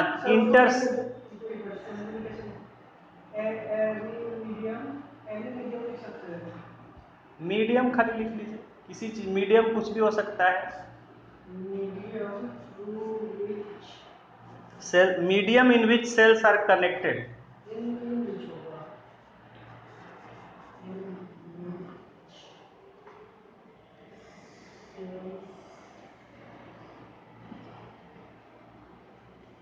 देखिए खीर देखे हैं, खीर देखे हैं, खीर खाए हैं। तो खीर में क्या होता है कि अगर खीर देखिए कि दम आप खीर में क्या कीजिए, एक कटोरा खीर लिए, गाढ़ा खीर बिल्कुल, और उसमें आप 5 लीटर पानी डाल दीजिए।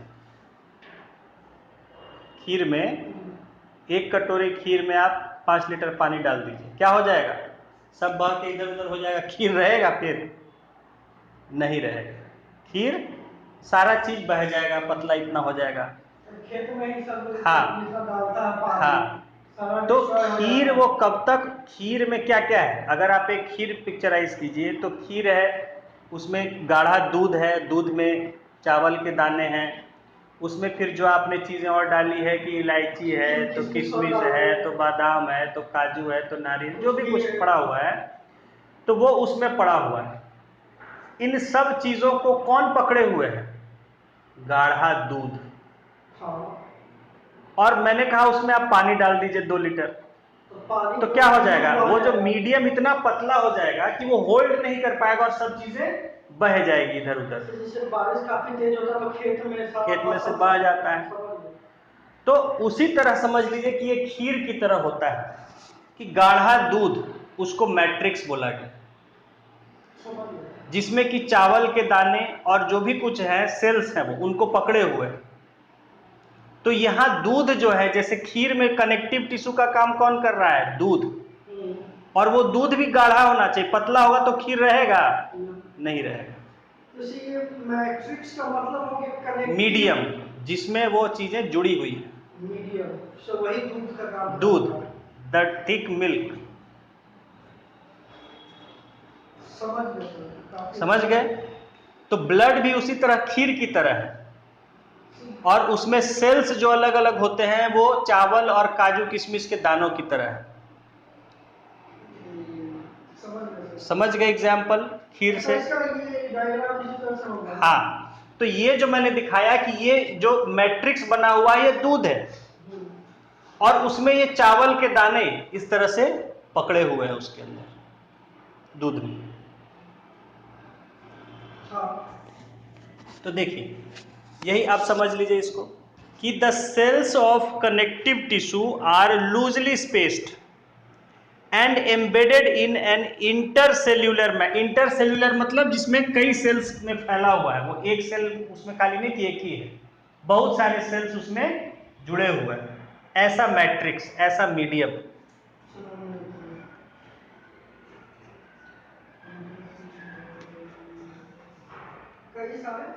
जिसमें बहुत से सेल्स जुड़े हुए हैं।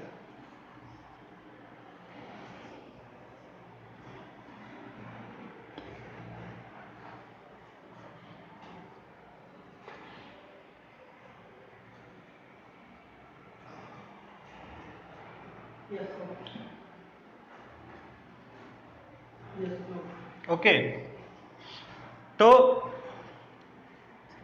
द मैट्रिक्स में बी जेली लाइक, जो मैट्रिक्स है वो जेली की तरह हो सकता है, फ्लूइड या फ्लूइड हो सकता है, लिक्विड हो सकता है, हाँ, डेंस और रिजिड, चाहे वो डेंस हो बहुत गाढ़ा हो, या रिजिड हो बिल्कुल, या बहुत ज्यादा सख्त भी हो सकता है। ठीक है। तो इस तरह का मैट्रिक्स हो सकता है, यानी कि वो लिक्विड हो सकता है, गाढ़ा लिक्विड हो सकता है, या बिल्कुल जेली की तरह हो सकता है, या जेली से भी हार्ड हो सकता है जो मुंह में जल्दी मूव नहीं करे, रिजिड भी हो सकता है। The nature of matrix differs in कॉन्कॉर्डेंस with the function of particular connective tissue. ये जो मैट्रिक्स का जो नेचर है, किस तरह का मैट्रिक्स है, ये डिपेंड करता है कि किस तरह के टिश्यू के यहाँ वो मैट्रिक्स है, यानी कैसा इस्तेमाल उसका हो रहा है। अब खाने के लिए है तो खाने में खीर का मैट्रिक्स दूध तो गाढ़ा होगा, लेकिन जब आप बिल्डिंग बनाते हैं वो भी सीमेंट जो बनाते हैं, मिक्स बनाते हैं, वो भी कनेक्टिव टिश्यू है। वो खीर जैसा रहेगा तो काम चलेगा, बिल्डिंग को पकड़ पाएगा नहीं, इसलिए उसमें सीमेंट डालते हैं जो सख्त हो जाता है। तब वो ब्रिक्स को देखिए, वो मैट्रिक्स है, देखिए बिल्डिंग बन रहा है ईंटों को पकड़े हुए सीमेंट। तो कहा जा रहा है कि मैट्रिक्स जो है किस तरह का हो, लूज हो, डेंस हो, रिजिड हो, ये डिपेंड करता है कि किस तरह के सेल्स को और कहां उसको जोड़ना है, उसके अकॉर्डिंगली। और आप सीमेंट वाला खा तो सकते नहीं है, सीमेंट का खीर बनाइएगा तो पता चलेगा पूरा डैमेज हो जाएगा। तो इसलिए कहां कैसा इस्तेमाल होना है उसके अनुसार उसका मैट्रिक्स होता है। तो यही लिखा गया है कि the nature of matrix differs in कॉन्कॉर्डेंस with function of particular connective tissue. उसका क्या काम है कनेक्टिव टिश्यू का, उसके अकॉर्डिंगली उसका मैट्रिक्स जो है कॉन्कॉर्डेंस क्या काम है?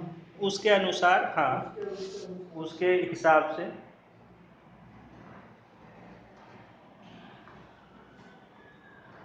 उसके अनुसार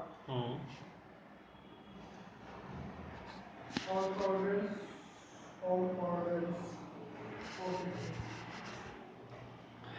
ना different point particles blood has,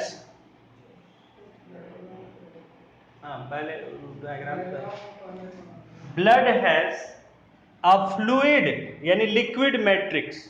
blood में जो है उसका जो मीडियम होता है, मैट्रिक्स होता है, वो लिक्विड होता है, कॉल्ड प्लाज्मा। उसी को हम क्या कहते हैं, प्लाज्मा। मैंने बताया था ब्लड के बारे में आपको कि प्लाज्मा होता है जो लिक्विड जिसमें की सारी चीजें जुड़ी रहती हैं, तैरती रहती हैं, जो भी सेल्स होते हैं। तो ब्लड का जो मीडियम है, जो लिक्विड आप देखते हैं, दैट इज प्लाज्मा। तो ब्लड का जो फ्लूइड है, मैट्रिक्स है, वो फ्लूइड है in which red blood corpuscles RBCs, white blood corpuscles WBCs,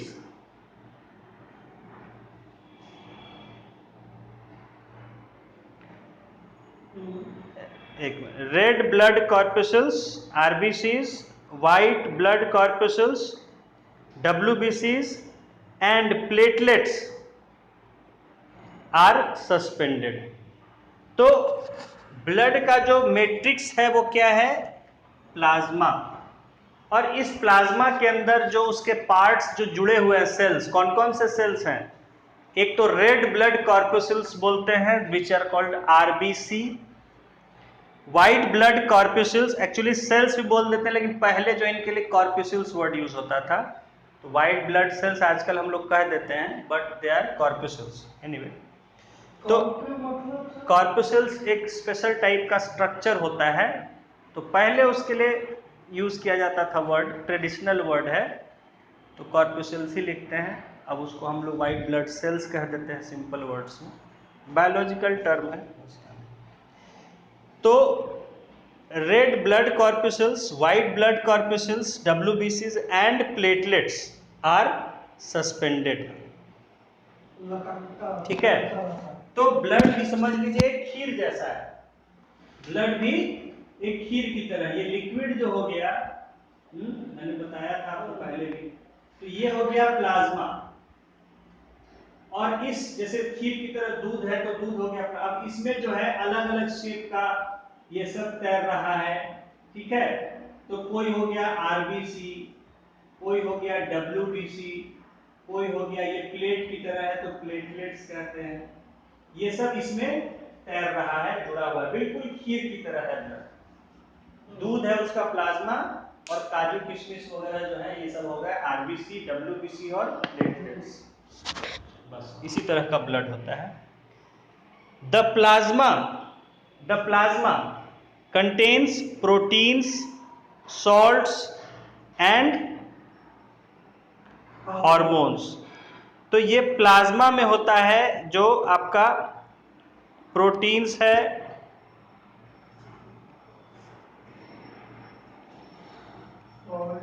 salts and hormones, ये प्लाज्मा में होते हैं।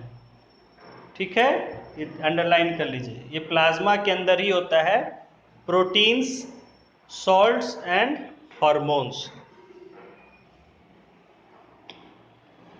ठीक है, आगे देखिए ब्लड का फंक्शन दिया है। Blood flows and transports. क्या क्या ट्रांसपोर्ट करता है blood? Gases, digested food, hormones and waste materials to different parts of the body. हाँ, पहले भी आपको लिखा चुके हैं ब्लड क्या क्या ट्रांसपोर्ट करता है। तो ऑक्सीजन, कार्बन डाइऑक्साइड, ये गैस में आ गए। उसके बाद आपका digested food, then hormones, waste material and other things आपको लिखाया था। इन सब चीज़ों को ब्लड ट्रांसपोर्ट करने का काम करता है। तो ये हो गया ब्लड के बारे में। देखिए ब्लड कितना हो गया, ब्लड समझ लीजिए। बताया था कि ब्लड जो है क्या करता है, बॉडी में जो भी कुछ ट्रांसपोर्ट होता है किसके साथ होता है? ब्लड के साथ होता है। ब्लड किस तरह का टिश्यू है? यहाँ आपने पढ़ा कनेक्टिव टिश्यू है। कनेक्टिव यानी कि ये जोड़ने के लिए टिश्यू है, इसका काम है जोड़ना सेल्स। कैसा है ये? लिक्विड है। इसका जो मैट्रिक्स होता है वो लिक्विड फ्लूइड होता है, दैट इज प्लाज्मा। इस प्लाज्मा में तैरते रहते हैं, जुड़े रहते हैं जो ब्लड के साथ लूजली, मतलब ढीले से जुड़े रहते हैं। ऐसा नहीं कि एक ही जगह सख्त है, वो तैरते रहते हैं। जैसे खीर, एक ठीक ठाक खीर, बहुत गाढ़ा खीर नहीं, ठीक ठाक खीर जिसमें वो तैरते रहते हैं। तो उसमें जो है देखिए कि कोई आरबीसी है, डब्ल्यूबीसी है, प्लेटलेट्स, ये सब उसमें प्लाज्मा में तैरते रहते हैं। और इसी देखिए जैसे कि खीर है, चीनी कहाँ होता है? घुला हुआ जो स्वाद दूध में होता है। खीर में जब आप चीनी मिलाते हैं स्वाद के लिए तो वो कहाँ होता है? दूध में ही रहता है ना। वैसे ही इसमें जो सॉल्ट होता है, प्रोटीन होता है, हार्मोन्स, वो किस में रहता है? प्लाज्मा में रहता है। प्लाज्मा मिल्क की तरह है खीर का, ब्लड का। तो और ये हो गया। और ब्लड जो है आपको क्या करता है? ट्रांसपोर्ट करने का काम गैसेस को, फूड को, हार्मोन्स को और वेस्ट मटेरियल्स को। ये हो गया ब्लड के बारे में। Now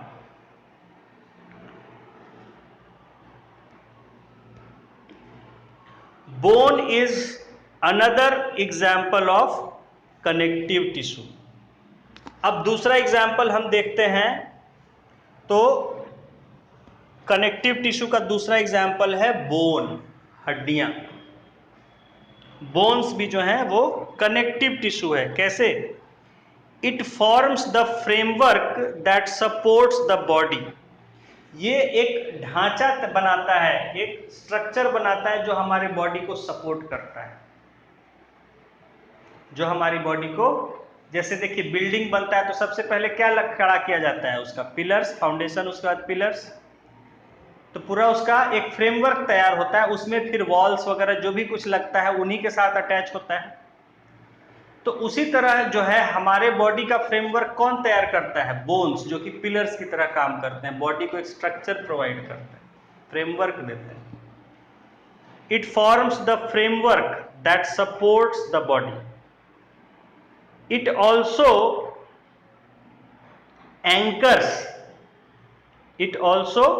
anchors the muscles and supports the main organs of the body। Anchor मतलब इससे वो लटके रहते हैं, पकड़े रहते हैं। मसल्स क्या है? कैसे रहते हैं बॉडी में? हमारे बोन्स के साथ पकड़े हुए चिपके हुए रहते हैं मसल्स। तो मसल्स के लिए एंकर का काम, जैसे आप दीवार कैसे बनाए?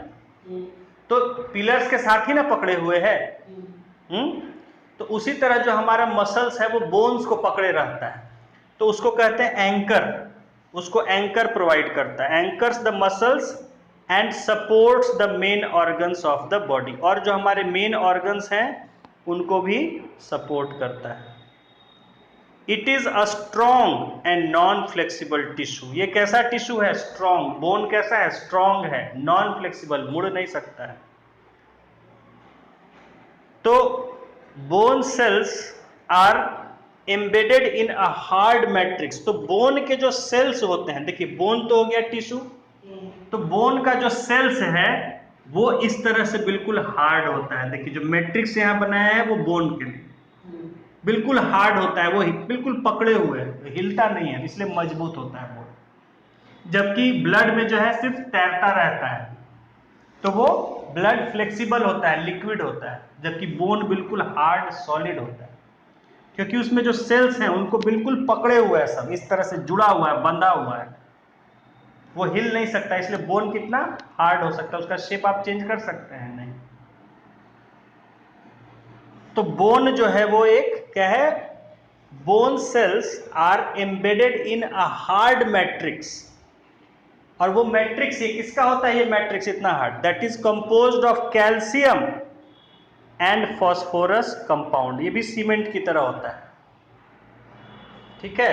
तो वो किस चीज का बना होता है? कैल्शियम और फॉस्फोरस कंपाउंड का बना होता है, जो बोन सेल्स को बिल्कुल इतना मजबूती से पकड़े रहता है। तो फास्फोरस इसमें होता है ना?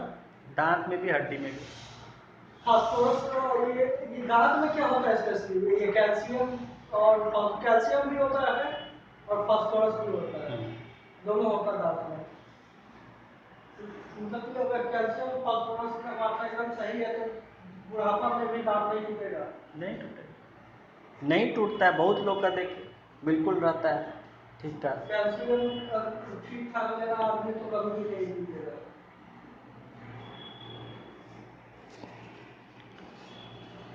और सफाई भी रखना है, सड़ जाएगा तो गिर जाएगा जड़ के। ये नहीं कि दूध पीने खाली, कैल्शियम लेना, हाँ सब चीज डिपेंड करता है। चलिए, तो बोन्स को आपने देख लिया कि इसका हार्ड मैट्रिक्स होता है। क्यों? क्योंकि इसको सपोर्ट करना है, फ्रेमवर्क प्रोवाइड करना है। तो वही अभी जैसे शुरू में पढ़ रहे थे कि ब्लड है, ब्लड का लचीला फ्लेक्सिबल होता है, उसको सपोर्ट नहीं करना है, लेकिन बोन्स को सपोर्ट देना है, स्ट्रेंथ प्रोवाइड करना है। इसलिए इसका मैट्रिक्स जो है सीमेंट की तरह हार्ड होता है, जबकि इसका मैट्रिक्स लिक्विड वाटर की तरह गाढ़ा दूध की तरह होता है, जो बस पकड़े रहने में तैरते रहते हैं ये। नाउ two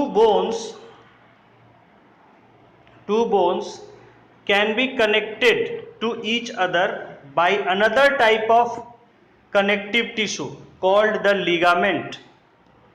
अब कहा जा रहा है कि दो बोन्स को एक और तरह के कनेक्टिव टिश्यू से जोड़ा जा सकता है, जिसको कहा जाता है लिगामेंट। यही दो बोन्स को कैसे जोड़ता है? दो बोन्स आपस में, दो बोन्स की बात कर रहा है, दो अलग अलग बोन्स आपस में जुड़े होते हैं कनेक्टिव टिश्यू से, जिसको कहते हैं ligament.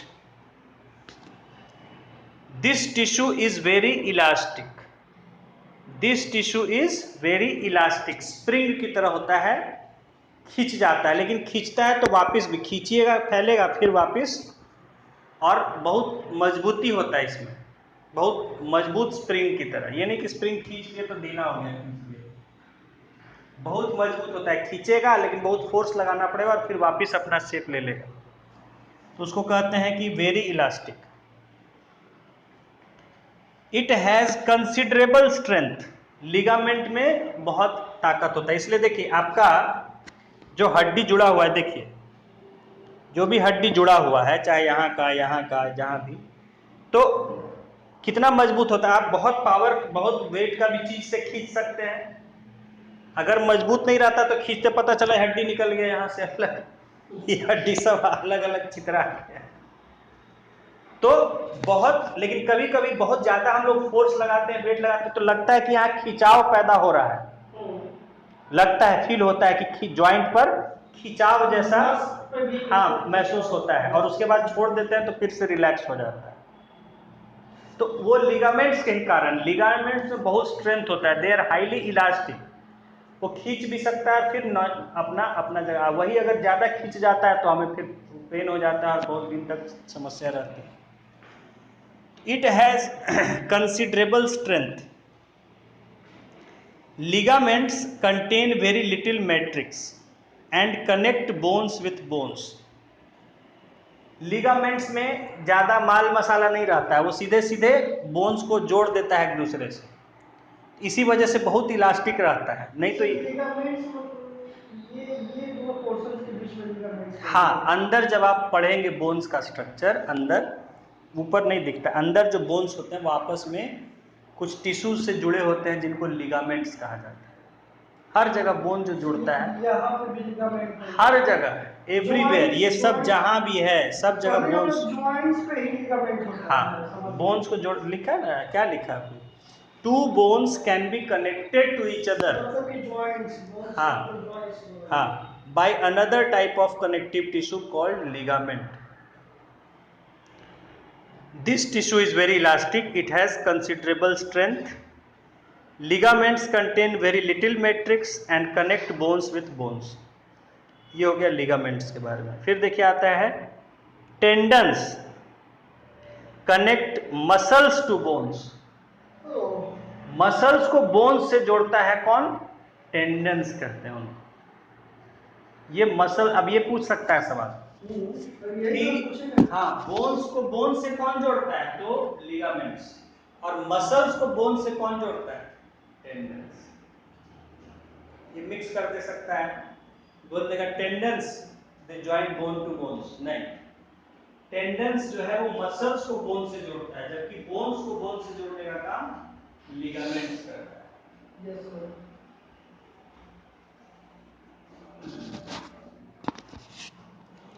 Tendons connect muscles to bones and are another type of connective tissue। ये भी एक तरह का कनेक्टिव टिश्यू है।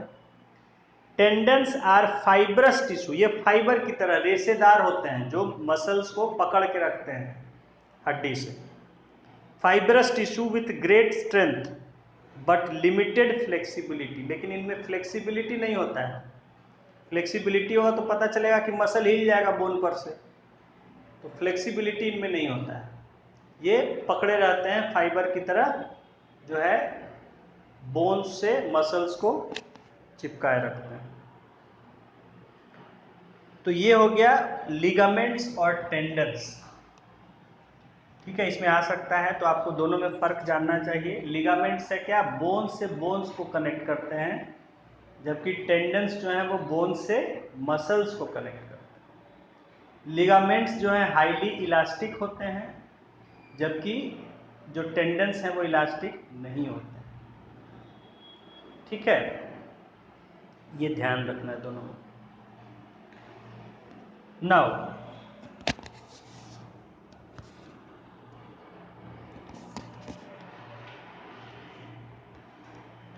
another type of connective tissue, cartilage, has widely spaced cells। एक और टाइप का कनेक्टिव टिश्यू है, उसको हम कहते हैं कार्टिलेज। पढ़ा है आपने, पूछा भी गया था आपको कार्टिलेज। कार्टिलेज आपको पिछले 68 में पूछा गया था, फर्स्ट ही क्वेश्चन था साइंस सेक्शन का। तो कार्टिलेज भी जो है एक तरह का बोन होता है। It is a connective tissue cartilage, it has widely spaced cells. इसके जो सेल्स होते हैं दूर दूर होते हैं, इसीलिए ये लचीला होता है। देखिए यहाँ बोन जो है क्या है? हार्ड है बहुत। कार्टिलेज इस तरह का रहता है, दूर दूर रहता है उसका, और उतना हार्ड आपस में जुड़ा हुआ नहीं रहता, इसीलिए फ्लेक्सिबल होता है। कार्टिलेज फ्लेक्सिबल होता है। कार्टिलेज का एग्जांपल से यहाँ पे ये सब कान मुड़ जाता है आसानी से। हाँ, तो ये सब कार्टिलेज का होता है, इसलिए फ्लेक्सिबल होता है। The solid matrix is composed of proteins and sugars. इसका जो मैट्रिक्स होता है कार्टिलेज का, देखिए बोन का मैट्रिक्स किसका बना हुआ था? कैल्शियम और फास्फोरस कंपाउंड का, जो सीमेंट की तरह मजबूत होता है। इसका जो मैट्रिक्स है सॉलिड ये भी है, लेकिन इसका किस चीज का बना हुआ है? प्रोटीन्स का और शुगर्स का, वो इतना हार्ड नहीं होता है। Cartilage smoothens bone surface at joints and is also present in the nose, ear, trachea and larynx। Cartilage क्या करता है, देखिए cartilage smoothens bone surfaces at joints. जहां जॉइंट्स होता है, जहां भी जॉइंट्स होता है, जैसे ये बॉल एंड सॉकेट जॉइंट है मान लीजिए इस तरह से, तो यहाँ पर जो है मैंने बताया था आपको कि यहाँ पर अगर खाली हड्डी रहेगा तो आपस में घिस जाएगा। इसके वजह से यहाँ पर इसके ऊपर एक कार्टिलेज का लाइनिंग होता है जो इसको स्मूथ स्प्रिंग टाइप का बना देता है इसके सरफेस को, ताकि आपस में घिसाव नहीं हो, फ्रिक्शन ना हो। तो यहाँ पर कार्टिलेज होता है जिसके कारण इजीली बोन्स मूवमेंट होता है। यही कार्टिलेज यूज होते होते घिस जाता है तो बुढ़ापा में घुटनों की या जॉइंट्स की समस्या शुरू होती है। इसका कारण प्रोटीन शुगर की कमी से होता है। हाँ, तो कार्टिलेज के लिए प्रॉपर अगर खाना खाते रहिएगा तो नहीं घिसाव होता है। तो मतलब कि या इसमें मालिश तेल वगैरह का करते रहना चाहिए। यहाँ पे लिखा हुआ है शुगर। शुगर मतलब यहाँ पे नेचुरल शुगर, ग्लूकोज फ्रुक्टोज का बात हो रहा है। सब वो डेट्स से मिल जा रहा है ना, डेट्स ले रहे दूध में, अगर 4 डेट्स ले रहे हैं तो इसका शुगर का मात्रा है। और प्रोटीन तो खैर तो रोज खाए हुए हैं, तो इससे कार्टिलेज में घिसाव नहीं आएगा।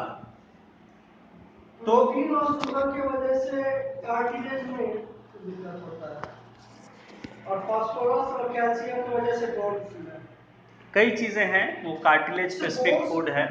ये कार्टिलेज यहाँ पे हो गया, ये भी कार्टिलेज सब है, जहां भी जॉइंट है वहां कार्टिलेज है। अच्छा, तो ये बोन्स कमजोर होता है, बोन्स मतलब क्या, ये सब बोन्स का बात हो रहा है, तो इससे क्या होगा, क्या चीज का पेन होगा, क्या किससे? अगर बोन्स कमजोर हो गया, बोन्स कमजोर होगा वो तो टूट जाएगा, टूट सकता है। दर्द भी होता होगा तो दर्द तो होगा ही। नहीं, अगर हड्डी टूटेगा नहीं, कमजोर होगा तो दर्द तो भी दर्द करेगा। तो ये मतलब कि दो शरीर में बोन्स में दर्द नहीं करे बुढ़ापा में, उसकी वजह से कैल्शियम लेना बहुत जरूरी है। दूध पीजिए रेगुलरली। प्रोटीन शुगर लेना है, शुगर तो क्या लोग नहीं, शुगर सब फ्रूट्स वगैरह जितना है शुगर है। शुगर में तो डेट से जब भरपाई करेंगे, हाँ जो भी खाइए नेचुरल शुगर है ही नहीं।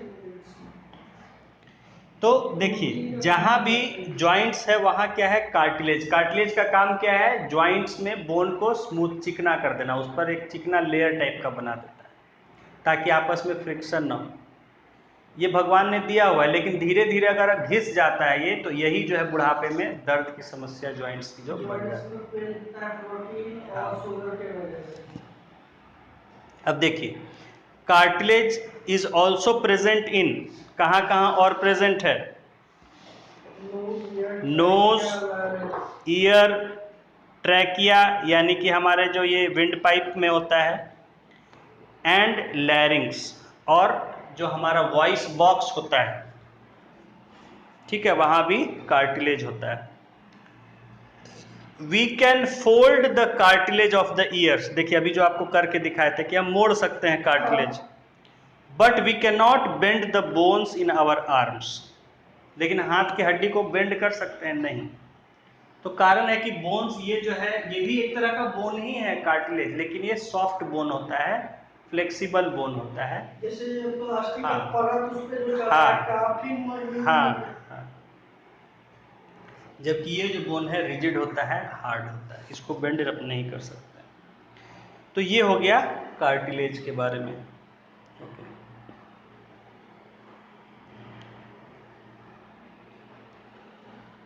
Now areolar connective tissue is found between the skin and muscles, around blood vessels and nerves, and in the bone marrow. हाँ, एरियोलर कनेक्टिव टिश्यू, हाँ, एरियल मतलब कि जहां भी गैप होता है, जहां भी गैप होता है बॉडी में, वहां पर ये पाया जाता है, इसको कहते हैं एरियोलर कनेक्टिव टिश्यू। हाँ, हाँ,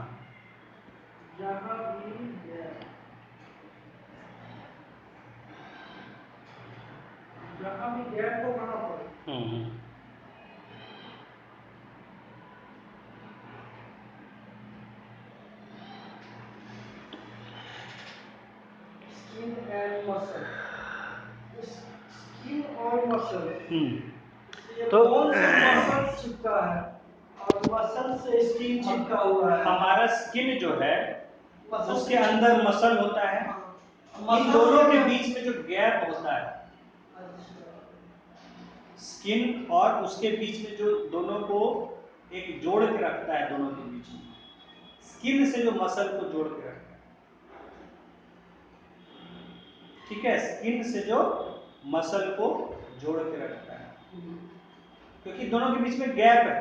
स्किन ऊपर से एक लेयर है, जैसे आपने देखा बकरे को छील दिया ऐसे, उसका निकाल दिया, तो उसमें आपको देखते हैं कि अंदर एक बिल्कुल अलग व्हाइट जैसा उसका पूरा स्किन जैसा दिखता है अंदर। तो कुछ था ना जो उसको पकड़े हुए था और उसको खींच देने से वो फिर हट गया, थोड़ा फोर्स लगाना पड़ता है लेकिन हट जाता है। वो जो उसको पकड़े हुए था वही था एरियोलर टिश्यू। समझ गए? ये ऊपर का फर्क तो हटा देंगे तो हाँ, तो यही है areolar type of connective tissue. Areolar connective tissue is found between the skin and muscles, around blood vessels and nerves, and in the bone marrow। और bone marrow में भी अंदर होता है, बोन के अंदर जो खोखला हिस्सा होता है उसमें जो bone marrow होता है उसमें होता है। It fills the space inside organs, जहाँ भी organs के अंदर खाली जगह होता है। सपोर्ट्स इंटरनल ऑर्गन्स, और अंदर के जो इंटरनल ऑर्गन्स हैं उसको भी सपोर्ट करता है। And helps in repair of tissues, और ये टिश्यूज के रिपेयर में हेल्प करता है। यही एरियोलर टिश्यू को रिपेयर नहीं करता है, यही क्वेश्चन पूछ सकता है। सब काफी अगर बारीकी से क्वेश्चन पूछेगा तो ये क्वेश्चन बन रहा है। एरियोलर कनेक्टिव टिश्यू जो है हर जगह जहां भी बॉडी में गैप होता है अंदर उसको भरने का काम करता है। स्किन और मसल्स के बीच में, ऑर्गन्स के बीच में, ऑर्गन्स के अंदर जहां खाली स्पेस है वहां भरा रहता है, ठीक है। बोन मैरो में होता है, ब्लड वेसल्स के चारों तरफ रहता है, नर्व्स के। तो ये हो गया एरियोलर कनेक्टिव टिश्यू के बारे में।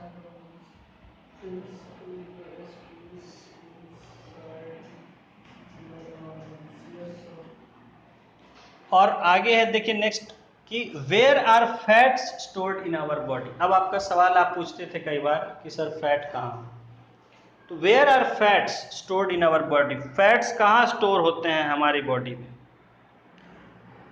Fat storing adipose tissues is found below the skin. तो ठीक है, मैंने यहाँ आपको कहा था कि स्किन के नीचे जमा हो जाता है, तो यही है, हाँ, एडिपोज टिश्यू। जो फैट कहाँ जमा होता है, एडिपोज में, एडिपोज टिश्यू, ठीक है। तो fat storing adipose tissue is found below the skin and between internal organs. Organs के बीच में खाली जगह जहां रहता है और स्किन के नीचे ये एडिपोज टिश्यू होता है। ऑर्गन्स मतलब कोई भी ऑर्गन्स, हाँ, अंदर जहां खाली स्पेस रहता है। अच्छा, ऐसा ये form below the skin, skin के नीचे हर जगह, स्किन के नीचे ही, हाँ, और मसल्स के ऊपर, हाँ, ये तो समझ गए। और ये क्या है, जहां ऑर्गन्स के बीच में खाली जगह रहता है वहां जाके जमा हो जाता है। ऑर्गन्स के बाहर डेफिनेटली और मसल्स के अंदर, समझ गए। The cells of this tissue are filled with fat globules, यानी कि फैट के चिकनाई के बुलबुलों की तरह, हाँ, बुलबुले की तरह समझ लीजिए, बुलबुले। तेल का कैसे अब भाई तेल कहीं कैसे रहेगा, नहीं, तेल कहीं ड्रॉप की तरह ही ना जमा होगा, बूंद की तरह। तेल कहीं भी होगा तो बूंद बूंद की तरह ही ना होगा अगर छोटा रहेगा तो वैसे ही फैट का ग्लोब्यूल्स है, फैट का बुलबुला है, मतलब बूंद है, बुलबुला। ड्रॉप्स लिख सकते हैं, बूंदे लिख सकते हैं, बुलबुले, बुलबुले।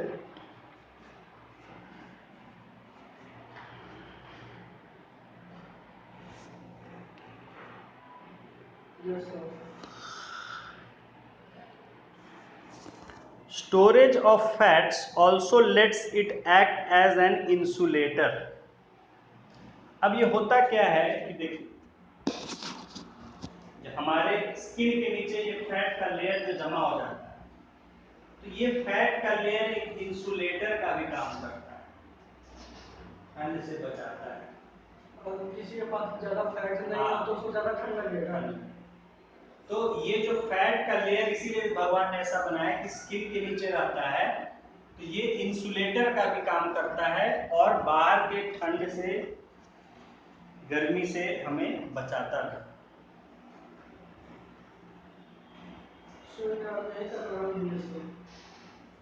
क्योंकि दो ही है, 6.3 है, 3.3, 3.4, क्योंकि हम लिख लिए थे उसी का आया नहीं, हो गया। ओके, तो फैट का समझ लिए कहाँ स्टोर होता है फैट? एडिपोज टिश्यू में। किस टिश्यू में स्टोर होता है? एडिपोज। कहाँ होता है एडिपोज? स्किन के नीचे और ऑर्गन्स के बीच में, जहाँ भी खाली जगह अंदर होता है। स्किन और मसल्स के बीच में, और ऑर्गन्स बॉडी में अंदर जहाँ भी खाली जगह होगा, ऑर्गन्स के आसपास, ऑर्गन्स के आसपास खाली जगह में वहाँ। Adipose tissue. और ये जो फैट का लेयर होता है स्किन के नीचे, ये इंसुलेटर का काम करता है हमें बाहर के temperature. Cells of this tissue are filled the gap globules. Cells of this tissue are filled with fat globules. बोले ना एडिपोज जो होता है, तो एडिपोज ये है ना, ऐसे जैसे मान लीजिए इस तरह से, इसमें जहां तहां फैट का बूंदा बूंदा टाइप से ये जमा रहता है,